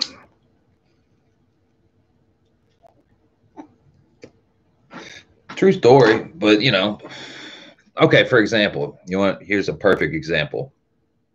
Take too much punishment, I get all that. But let's say a basketball game versus a fight. If somebody fucking jumps and falls and breaks their leg doing a dunk, they're out of the game. And I know it's a team sport versus like, you know, man versus man, right? But let's say nobody's hurt or anything like that, but the game is 100 on one team to 20. It's a fucking landslide. There's no way. It's the last quarter. It's 100 to 20. They're 80 points down, which would be disgraceful. But do you get what I'm saying? Like, the game still goes on. They don't throw in the towel. You know what I mean? Unless somebody's like broken their neck or something, they're not going to forfeit.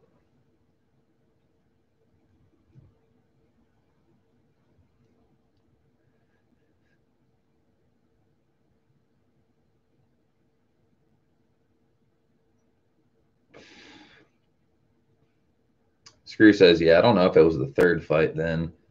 Don't throw in the towel. No, I know it's a different game, but I'm saying, man, like, Wilder wasn't about to die or anything like that. He was hurt, but you want to talk about physical danger? Look at all the people Wilder's knocked out. Like, for example, Ortiz, he knocked Ortiz down 3 times, knocked down Tyson Fury 2 times. That second time Tyson Fury got knocked down, his eyes were in the back of his fucking skull like he had just had a fucking seizure or something. Somehow, some way, he gets up and wobbles up. They don't throw, the fucking ref doesn't call the fight. He should have called the fight. I think he absolutely should have called the fight. The motherfucker's eyes were in the back of his head. And it was a slow count. It was a slow count too. Just sent a pic. Booyah. I thought I heard something.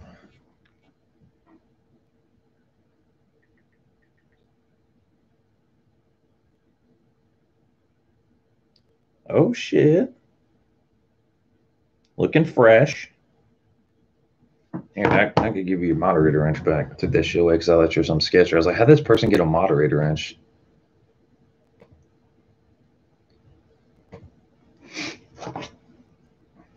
Here, seeing as you can't see your license plate, I'm gonna show stream.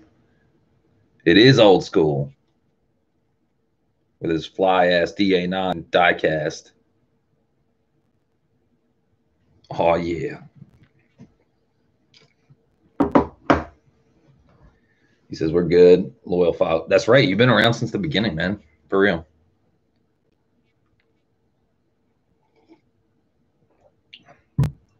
Cleanest stock DA9 out there, dude. Old school. I took a test drive in a DA6 that's a fucking right-hand drive imported DA6 XSI. Dude, worst experience I've ever had in my life. Not because the car's bad. The car's fine. But the condition of the car, dude. I didn't even drive it. I just sat along in it because I didn't know about it. He's like, it's got a couple issues, but it's still a great car. I was like, all right, well, you drive it. He's like, okay.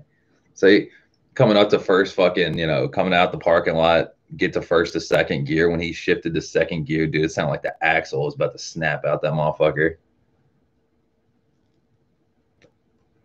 And that motherfucker's got a B16A in it.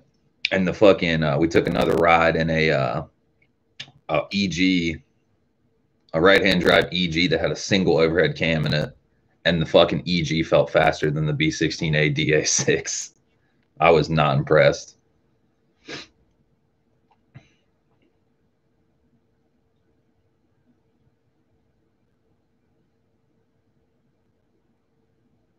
Screw says, the only thing I don't like about is all the Wilder fans crying about conspiracy theories. Like Wilder didn't tell these people to defend him like that. Exactly. And fucking, you got the whole scapegoat of the costume. I haven't thought about this in a hot minute. He's got this heavy ass costume on with all these lights and, battery packs in it and shit. It's completely showboating, right? I liked it better when he just had a simple golden mask on, that's it. Mask and a cape, whatever. Even at that, that's a bit much, right? But, you're proud of your persona, the bronze bomber, all this shit, right? Okay. Fucking, you're stepping it up, cranking it up to 11 Jerry, got a battery pack on, all this fancy fucking shit on, right? That's fine if you want to wear that and hype up the fans and stuff, as long as you can deliver. If it's going to stifle you, don't wear it. And if it stifles you and you didn't know it was going to stifle you, well, you're fucking stupid. But I remember some fighter was saying, they're like, that's just retarded, him trying to make, saying the costume warmed down, or that's like what people are saying. He's like, I've played fucking pickup basketball games before a fight and still had the energy to fucking fight 12 rounds, no problem. He's like, if a costume, a 30-pound costume, weighed you down and fatigued you out, he's like, you ain't ready for that fight.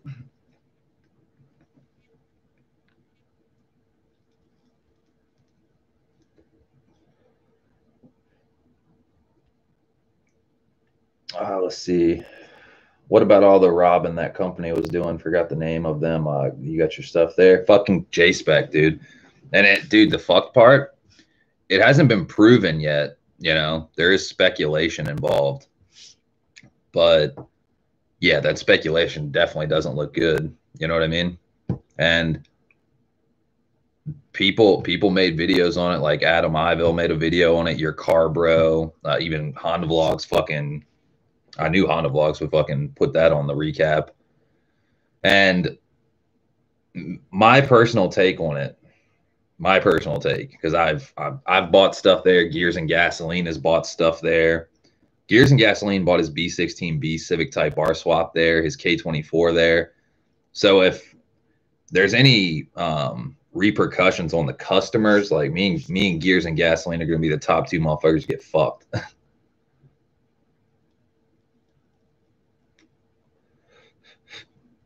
But yeah, that's not happening. It's not like I knew about it, and it's not like that shit's ridiculous. But yeah, there's definitely speculation, and they definitely seem like sketch about it, because they used to post every day on Instagram and Facebook with, like, you know, cars and this and that. They've pretty much gone ghost on social media. Like, let me see.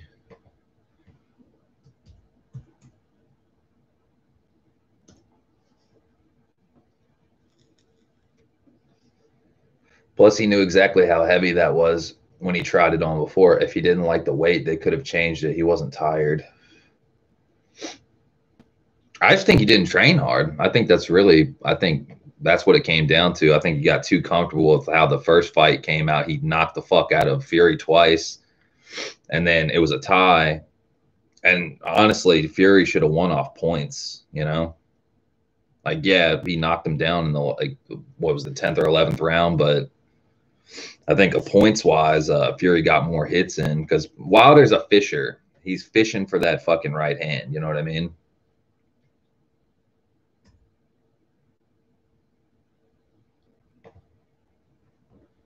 Let's see. Last time they post, their last post was July 3rd. An Affinity RX-7 that's way overpriced. They want 30 grand for it. Fuck that. Yeah, it's July 3rd. Did anyone comment on it? It must have turned. Okay, hold on, let's see.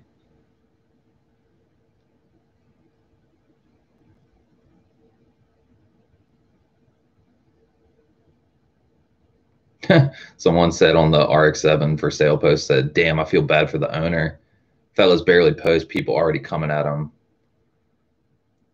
Let's see. What a fantastic car. I've got a totally stock AP1 S2000. Nice, low miles. I'm in the UK, not Japan, but maybe you guys could still have somebody steal it and chop it up to sell in America. Send your guys around. I'll be waiting. Fuck. Got him. And then on Facebook, wait, I got a message on Instagram. What the fuck?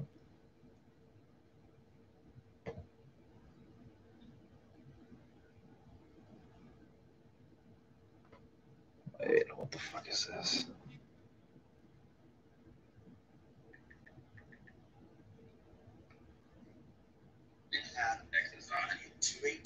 Dude. Oh.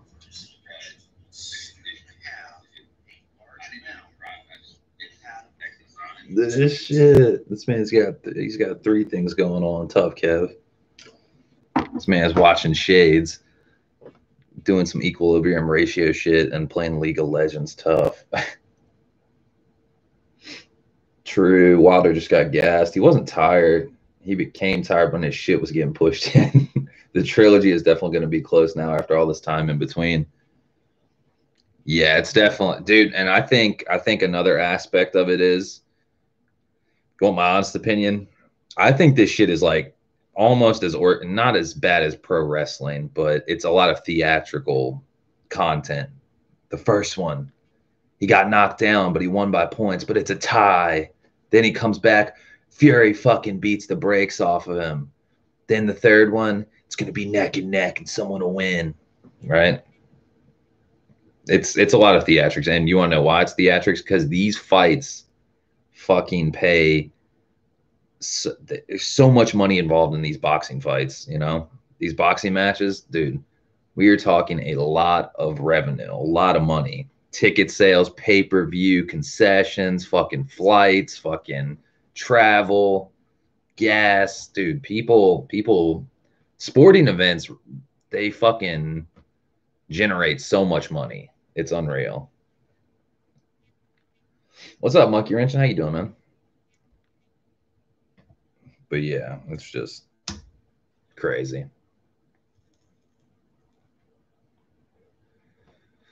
Let's see.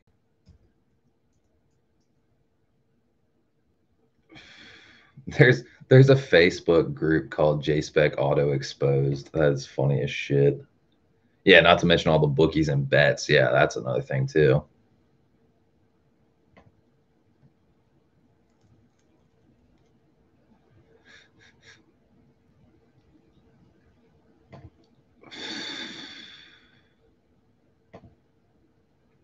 Yeah, the last time they posted at all was July 3rd.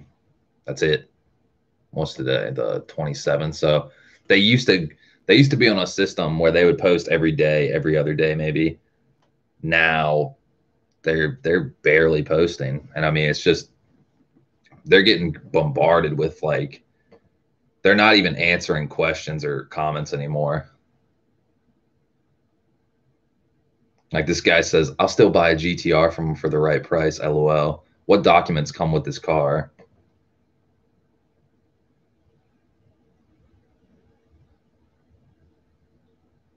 Hashtag grubs.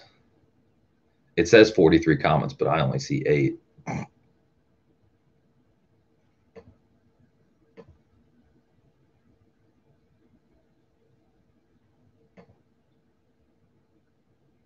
Yeah, there is only 8. So there were 43 comments and only 8 are visible totally. If you put all comments on, so that means over 75% of their comments on their fucking posts are people that are like, we know what you're fucking doing. It's kind of a witch hunt though. Nobody has like super concrete evidence. Like there is some sketchy shit afoot, but there is no tangible physical evidence other than a couple owners that are saying like, hey, it's come to like, you know, this is my car, which that is evidence to a degree.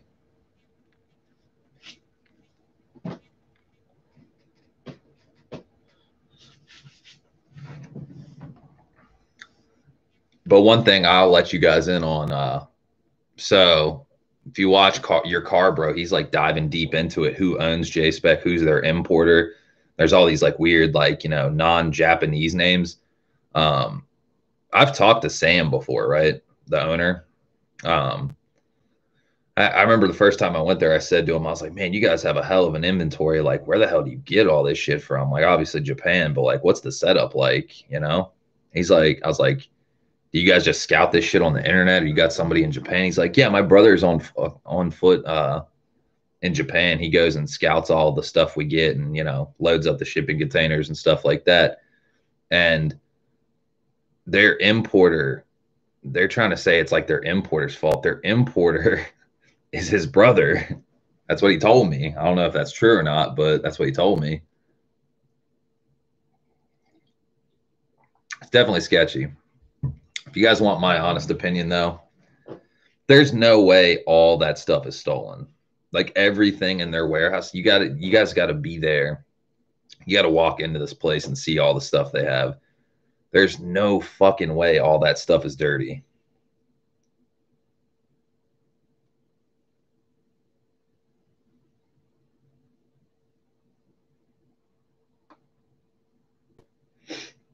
Are they still fucking open? I wonder if it's if people is still fucking with them. Oh, dude, for sure. People are still like roasting. But I don't know if that's true about like his brother. He could have just said that to me. I don't know. Chris B says someone just got another 4 of a kind off Queens and a poke. Damn. Dude, 4 of a kind. Jesus. I mean, even if you get 3 of a kind, you're balling.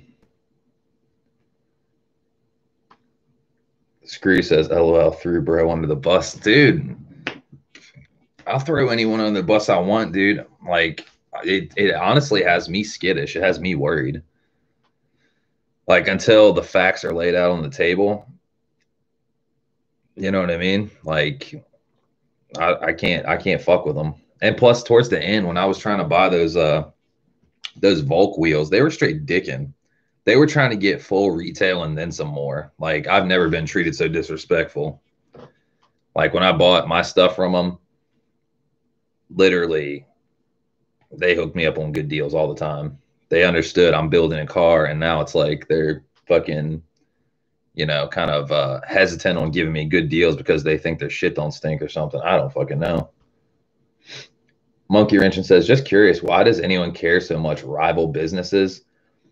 Well, they care because they're claiming that JSpec is ripping off, like, you know, imagine if somebody stole your car, stole your Miata, stole your DC5 that you put all this hard work into, and then went and sold it in another country, chopped it up and sold it for profit. That's fucked up. I mean, car thieves are some of the lowest fucking scum on the earth.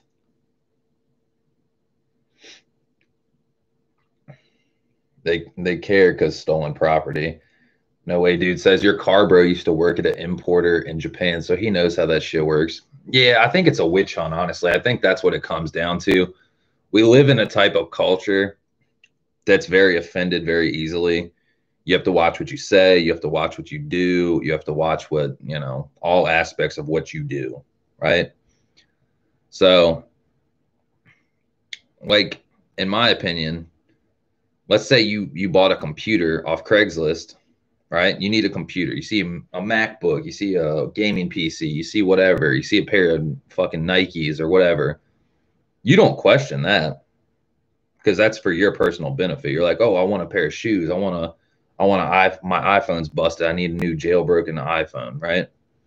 So you go to a random person, just some dude on Craigslist or Facebook Marketplace, you buy it. If it is what it is, you buy it. Well, what if I told you it's stolen? Does that change how you feel? Like, honestly, probably not, because you're like, dude, I paid for it fair and square. I didn't steal it, you know, have that type of mentality. It's like, it's a very odd situation because we don't know if they actually are in cahoots and they actually are stealing cars or stealing parts or whatever for profit, or if it's just maybe their importer is buying stuff and he doesn't know it's stolen. I don't fucking know the system. I don't know the schematic, you know.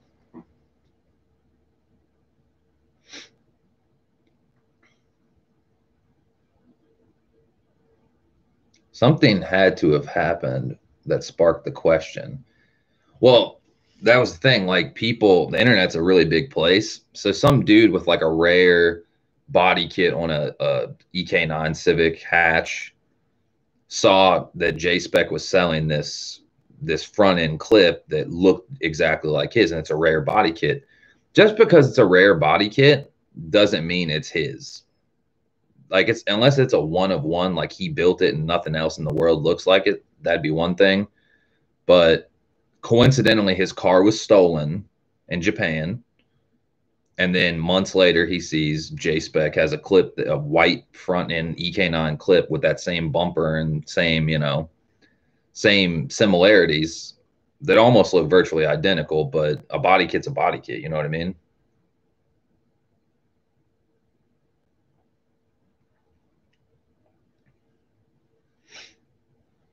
The original Japanese owners are seeing pics of what they think is their shit. Olsko says, guy in Japan got his Type R stolen and then seen it on the website. His whole front clip just chopped and ready for sale. That's where it started. Exactly. Monkey Wrenching says, I'd want proof of it being stolen. I know how it feels to offer a good deal as a mechanic and have others make rumors about my business practices because their butt hurt. I took their customers. That's true too. You never know. But there's no real competition around here for JDM import houses. You either go to there's 3 places in Virginia you could go to. You go to JSpec, you could go to JDM City, which is trash, and you could go to Japanese Classics down by the airport.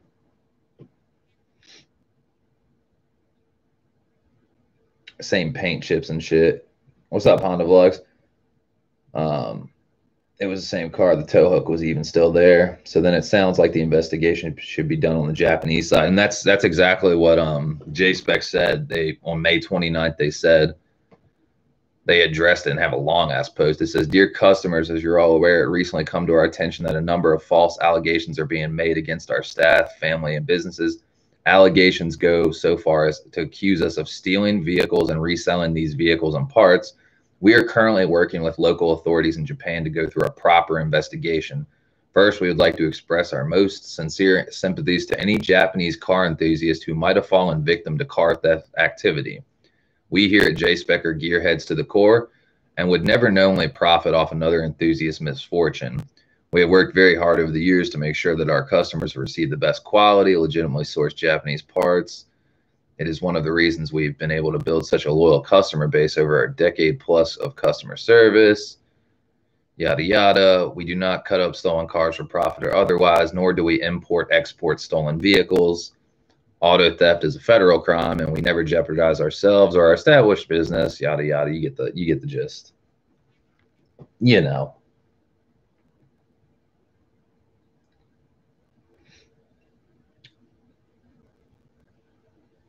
Let's see. Christian said the car was on a Japanese website that listed all stolen vehicles. The EK was one of them there. Chris B says, what burns? Witches. What else burns? More witches. Monkey Wrench says, thanks for sharing the story with me. I've honestly never heard of them until recently. Oh, and hi, Christian. Aldo says, damn, FedEx is taking too long. It's FedEx, bro. I don't care what anyone says. UPS is better. I fuck with the brown truck. Fuck that purple and orange truck. They never treat us good around here. Take my box and play soccer with it and shit. Show up at 7:30 at night and shit. But yeah, it's definitely a wild style. In regards to the Civic Type R, currently JSpec is it says JSpec is currently in indirect communication with the original owner of the EK9 Civic Type R that led to these questions. With full transparency, we've confirmed that certain products or parts that may have come from the vehicle are items that we have in our present inventory and have relayed that information to the owner of the car. Both parties are communicating through open lines, and we are working to mediate this issue. There appears to be a healthy dialogue on about how the next course of action shall be going forward, blah, blah, blah. And I just find it funny that, let's say the shit is stolen, right? Guys, let's say the shit is stolen. Fucking, they're fucking making like a really strong camouflage because they're charging top dollar for their shit. Like those Volk wheels, for example. Those Volk wheels, apparently those were stolen because those are a rare wheel. You know what I mean? They came off some like Subaru or something like that. And there was a picture. Somebody was like, dude, those are my wheels. You know what I mean? Same spec, same tires, same tire brand, same rock chips. Like, that's pretty crazy. And then the tires weren't shit, you know?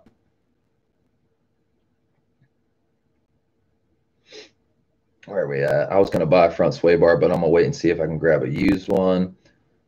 Old School says the EF is coming along. Chris, love that little hatch. And your boys, CB7's fucking sweet. Yeah, CB7 is the shit. That car, that was the first car I ever learned how to drive in.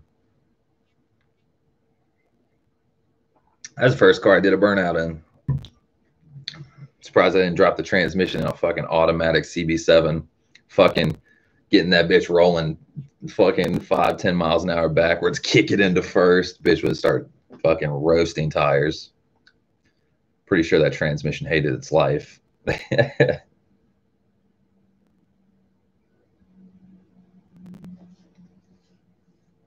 Monkey Wrench says UPS is always on point here. I'm in Arizona. All our stuff comes out of Vegas. All that says true. Haven't driven my car in over a month. Just want to get it going finally. The thing with the Volks too is some are rare due to offset and limited runs. So if like 20 sets exist, it's not like there's a lot of them. Yeah, true story. I wouldn't say there's like 20 sets that exist. There's probably more than that. I'd say they're probably made to order on. I mean, well, maybe not made to order. That's a bit much. But like, let's say a 17 by 9 with a 45 offset. Like, that's the spec I want. The ones that I test fit on my car and just hated the way they looked, and the color too. Color with the blue didn't look right. It looked really tacky. Those were an 18 by 8.5 with a 45 offset. So an 18 by 8.5 with a 45 offset, in my opinion, is more rare than a 17 by 9 45 offset. You know what I mean? Like the 8.5 part, that's a bit rare. I just couldn't believe, like, you would think in your mind, you would think you would think if somebody had stolen goods, they'd be trying to move them. You know what I mean? So like to move them, they would bump down the price. But nah, dude, they stand firm on their pricing. Their fucking pricing has gone through the roof.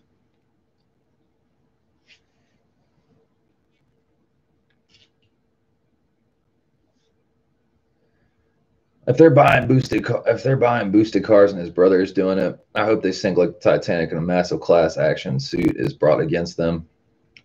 Yeah, I mean, if it is true, I mean, that's fucked.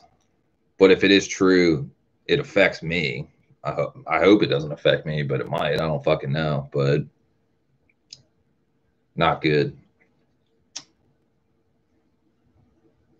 Affects a lot of people.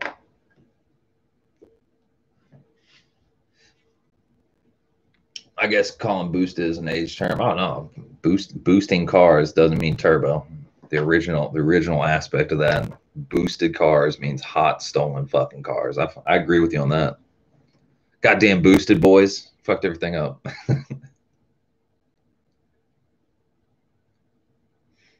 But yeah, their prices have gone since this has happened. Their prices have gone even more high.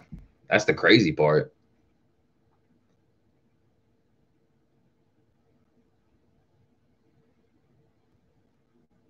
Let's see. Like let's say hypothetically, what DC5 parts do you guys have in stock today? DC5.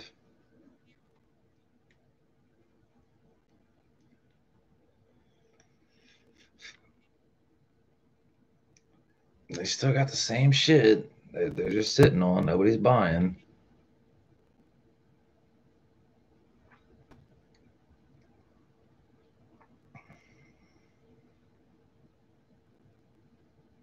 And they have another Brembo swap that's like really fucking clean. And dude, like, they're trying to get some ridiculous fucking prices, man. Like rear Type R black cloth seats. How much would you guys think they want on these? What would you guys think? You know, they're pretty clean. They don't have no rips or nothing like that. They got a right there. It's got a little bit of an indent in the foam, but other than that, there's no rips or anything like that. How much would you guys think would be fair for these seats?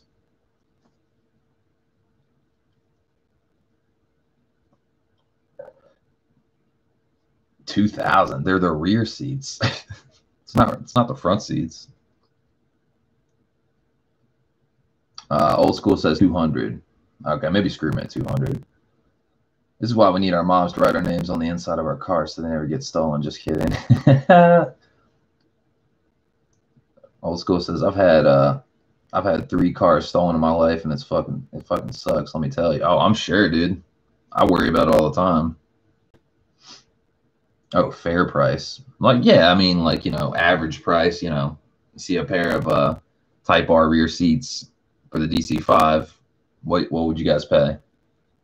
200, 150, 300, you know, $50 like everybody wants to get.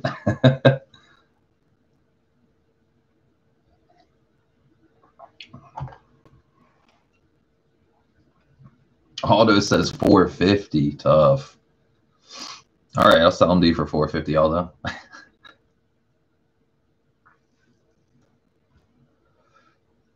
This man Screw says 350. I'm gonna need about 350. Good answer. They're literally trying to get $275 for these seats. You could find these seats on H Motors for $150 all day, like here. Let's see if anyone else has got any DC5R rear seats.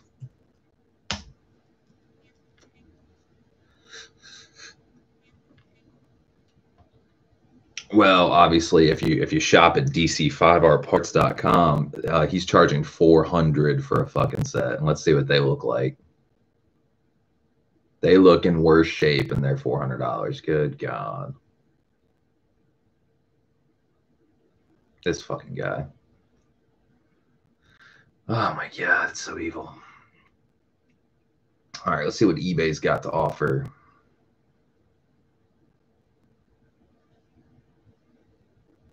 I guess 275. Man, shit is really going up through the roof.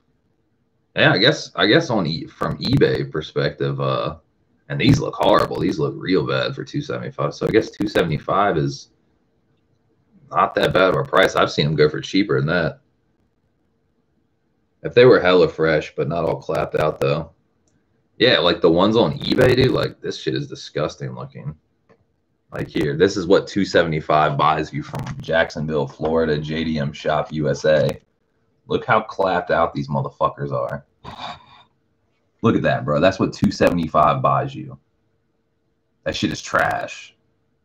Like, that's 275. I guess J-Spec, I guess their price ain't that bad because their shit looks way fucking cleaner than that right there. Ugh. That shit looks horrible. Like, that shit hands down looks criminal. Suspect. Ugh.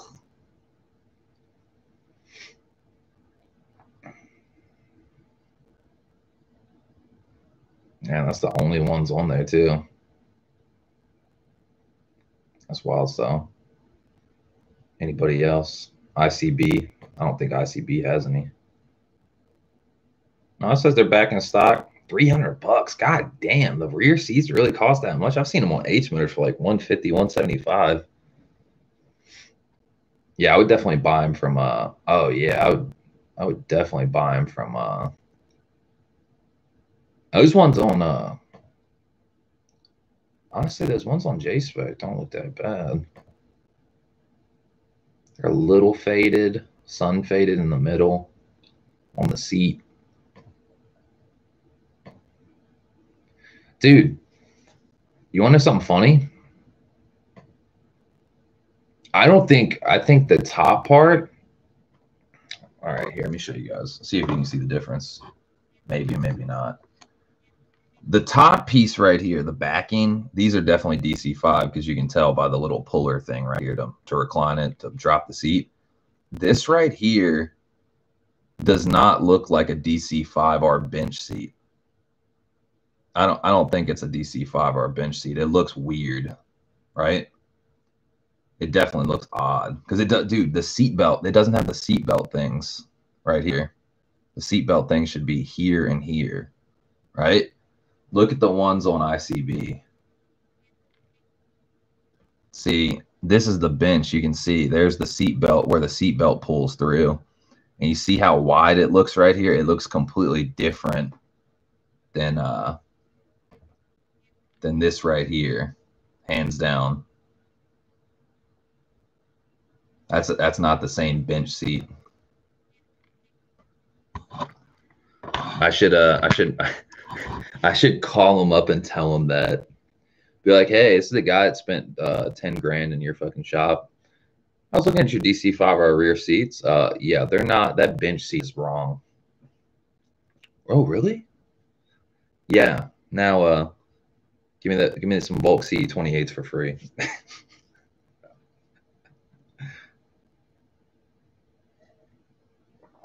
Oh, it's pretty fucking hilarious. When I was like looking at their selection of wheels, I was like, man, I really got my eye on some Regamasters. I was like, you guys ever get any Regamasters in? He's like, oh hell no, those are fucking great wheels. Those are perfect wheels. Those are fucking so expensive, this and that. He's like, we never get anything like that. People that buy Regamasters never sell them. I was like, yep. I was like, that sounds about right. He was half right about that. He's probably what he meant was, yeah, people that have Regamasters keep their cars in garages when you can't steal them. I wonder, dude, I would love to know what actually is going on with that. Like, do they really steal cars and chop up cars and sell them? Like, openly admit, like, you know, like they actually have knowledge and do it, as opposed to it's just a coincidence and they happen to buy stolen shit. You know what I mean?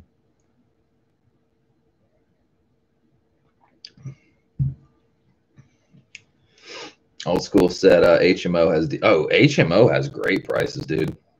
I wish I lived closer to HMO. I would deal with HMO, honestly. They seem like they know what they're doing. True story. I gotta say, I'm not a huge fan of the new ICB website. Not a huge fan.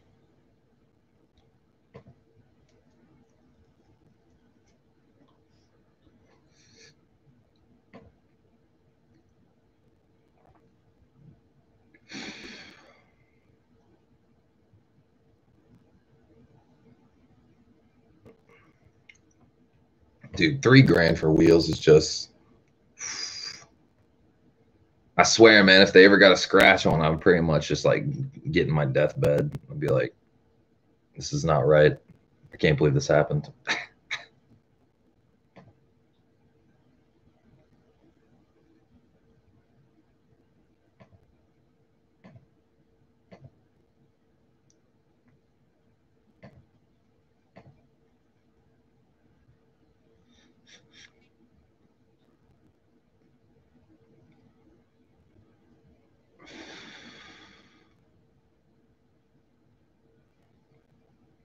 Dude, those motherfuckers. Unreal.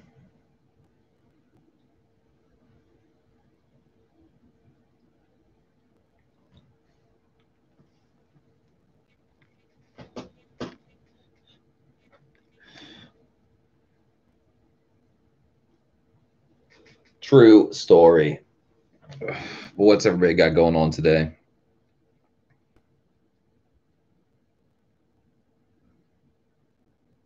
Yeah, I'd be like, I think the most nerve-wracking part of getting those wheels would be getting tires mounted on them, because I'd be like, I would literally be like, you guys fucking scratch these wheels, I'm gonna fucking kill you.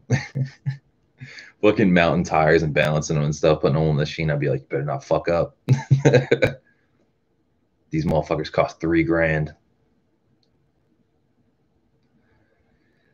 Yeah, I think on a, I don't know how to describe it. On a, what I like aspect, like, you know, oh, what wheel do you like? I like the Regamaster. I think there are a lot of DC5s out there that have Regamasters, but there's a lot of cars that have CE28s. There's a lot of fucking RSX that have TE37s. There's like, everything's getting done, you know? It's kind of hard to find a wheel for the DC5 that nobody rocks. You know what I mean? I'd say probably the most, I'd say the most not rocked wheel is probably just the OEM Type R wheel. You know what I mean? Like, people, they either had the stock 16-inch Type S wheels or the stock 17-inch Type S wheels, which, you know, the 17s look good. The 16s look like trash. And then you got the Type R wheels, but it's like, people usually make the jump. They'll have 16-inch Type S wheels or base model wheels or something like that. Then they'll jump to like either RPF ones or Rota grids or some shit like that. Not that many people rock the Type R wheel, you know, unless they're doing like trying to do a full Type R like look, you know, like the exterior of the car is like a Type R clone. That's about the only exception, you know. But I don't know, me personally, man, I like the fucking Regamaster. I think it's mad expensive, pretty much as expensive next to Spoon SW388s. It's pretty much like the two most expensive wheels you could get. But I mean, goddamn. I mean, those wheels weigh 15 pounds a piece.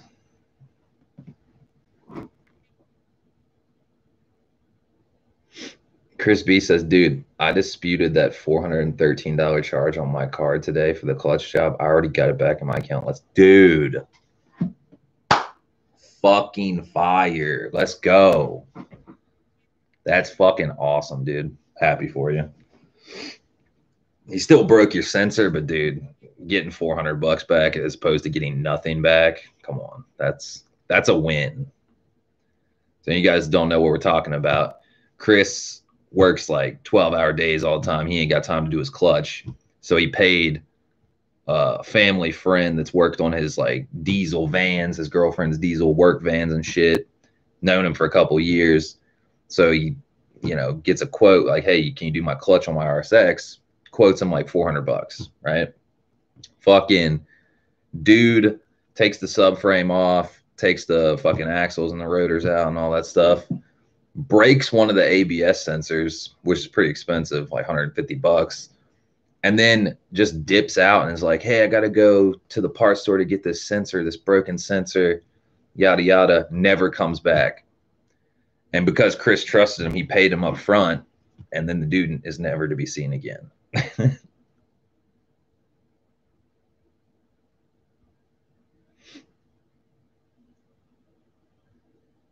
Old School says, you ever plan on dropping your whip little or what? I personally love the OEM look. The fucking wheel gap is, see, I'm not on Type R suspension. I'm on A spec. I don't even know if it's A spec or not, honestly. It's the wheel gap's pretty horrendous. I do plan on getting some DFV Öhlins coilovers, which are mad expensive, like $2,600, dude. Which is, you know, no expense spared with this build. It's fucking ridiculous. It takes longer, but I don't know. I just want to get quality parts. You know what I mean? I could get some K-tuned coilovers, sure. I could get some fucking K Sports or True Hearts or any fucking coilover, right? But I don't know. I just feel like doing something different. And Öhlins, dude. Öhlins is a badass fucking coilover company. But yeah, the DFVs are mad expensive. That'll be able to give me a little bit of drop and retain ultimate handling and drivability, you know? That's really what the goal is. It'd either be that, or if I wasn't going as rare, I'd probably go with BC Racing. You could go BR, you could go ER, it really doesn't matter. Because I'm not going to be slamming the car on its nuts. That is not happening. I refuse.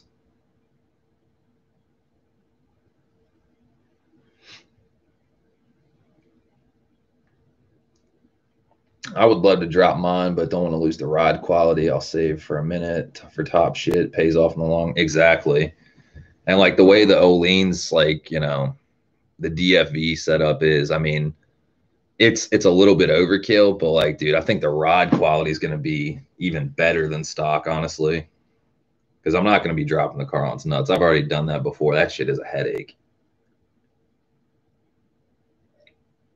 Every dip in the road, you're clunking, you're scraping, you're fucking ripping off exhaust when you go over a speed bump.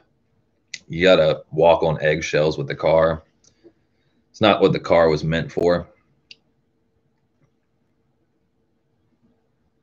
I just want to get rid of the wheel gap, but I'm conflicted, to be honest. You know what I mean? I'm still going to have some wheel gap. It ain't going to be like, you know, fenders like at the tire and all that shit. Like, I'd say a one or two finger gap, that'll be fine, you know.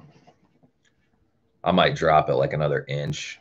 I don't know. We'll see how it handles, and we'll see how driving around, like going over speed bumps, if it clears the exhaust, it's not basically as far low as I can go without scraping on things is where I'm at. Because, like, you know, I don't take my car on like extensive road trips where I don't know the area I'm going, what the terrain's going to be like, what the road quality is going to be like. Is there a giant fucking speed bump, or, you know, all these potholes and shit, like we're driving in Chicago and there's chunks of the road missing and shit, you know?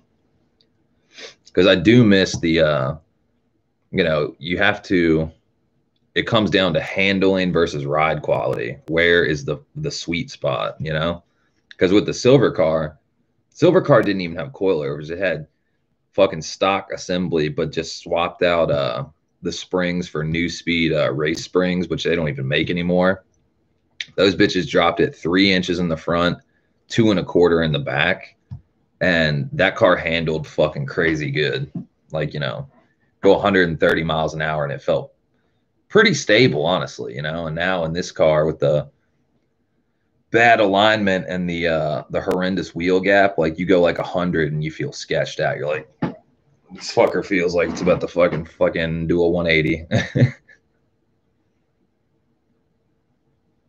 But I think that's more. It's probably more because of the alignment. Honestly, I think the RC tie rod ends, they need to be aligned properly, because that shit is. Even when I had them on the silver car still felt dialed. You know.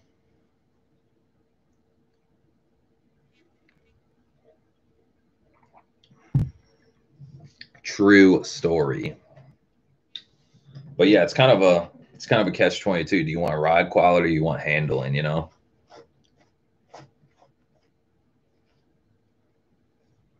I'm trying to think how much the DFV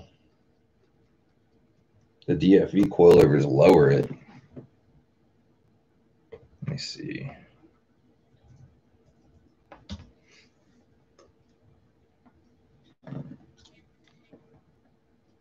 Roll my SIG.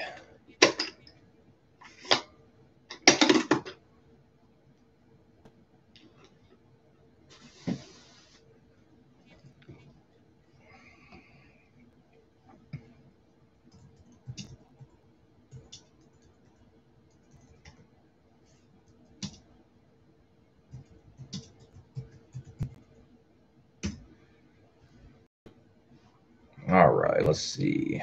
And these motherfuckers have a 4.8 out of 5-star rating on Right Hand Drive Japan, which is pretty perfect.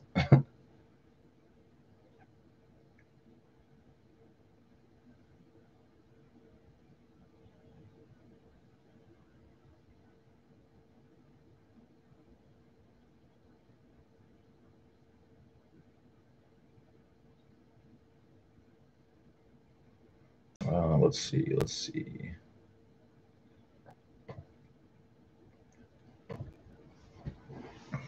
So they're $2,300 plus shipping from Japan. Old School says, all right, Shays, I'm gonna grab some lunch. Holler at you homies later. Have a good one. Hell yeah, bro.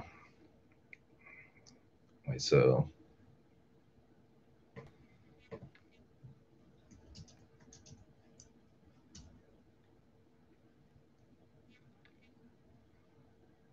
jeez, so that doesn't drop it. That's crazy.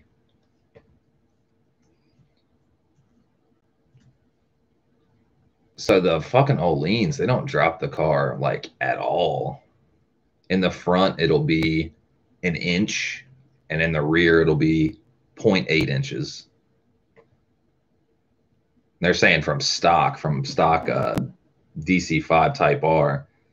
So I don't know exactly what suspension package is on my car if it's just tight. I think honestly the guy lied and said that it was A spec. I don't think it's A spec. I think it's Type S. The wheel gap is big. So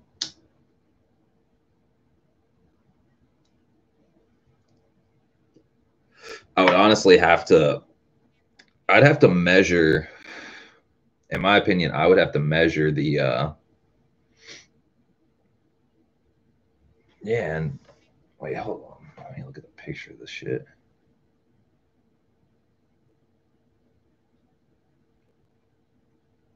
That's crazy. That's all it'll drop it. Like, it's kind of like almost like, what's the point, you know? Because what if you want more than an inch? Like, let's say 1.25 inches is like the sweet spot for the look and the handle and the ride quality, as opposed to, you know.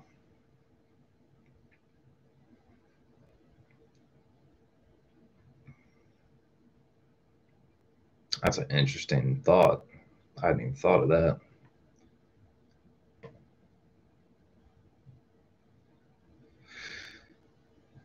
Let's see.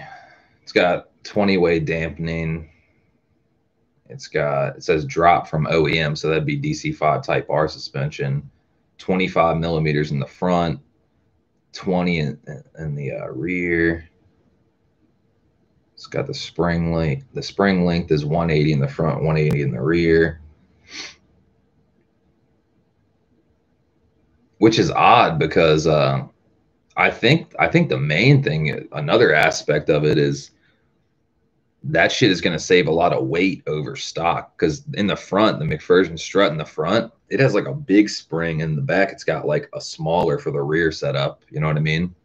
But these are the exact same size springs, so that's got to be pretty wild style. And then the spring rates in the front are 8, and then the rear it's 10.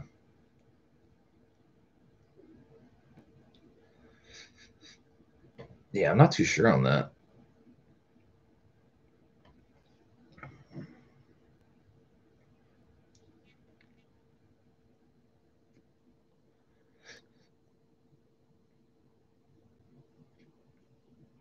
But yeah, the whole appeal of it is it's not so much like, oh, you can drop it 3 inches, 2 inches, whatever the fuck you want.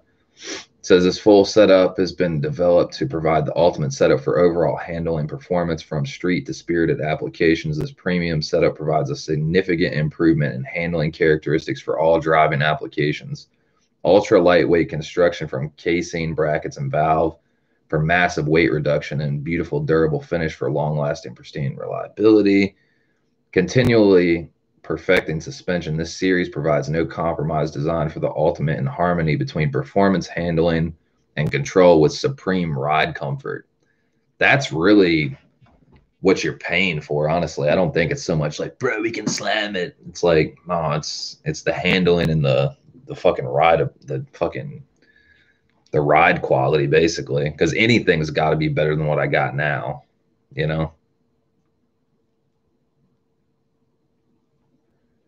I would say. It looks like quality shit, though, I gotta say.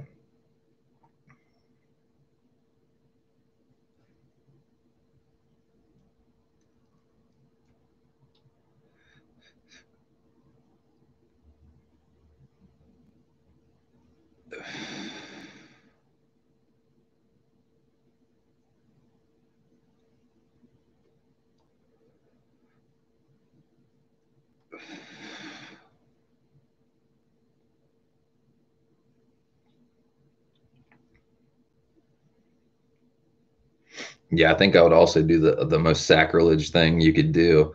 The top hats are orange, and I can't fuck with that. I'd either get them powder coated blue or yellow.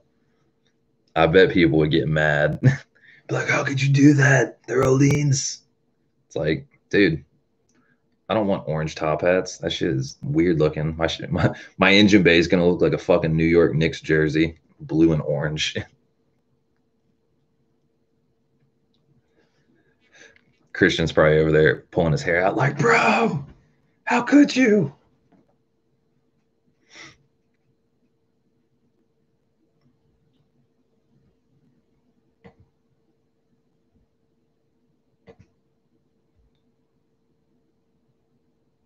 Yeah, I'm surprised though they can't drop any lower than an inch. That must be telling you something. Like they're trying to go for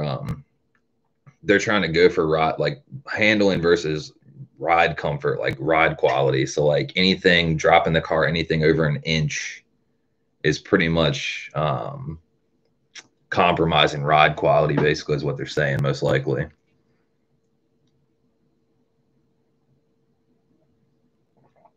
That's what I would think, at least.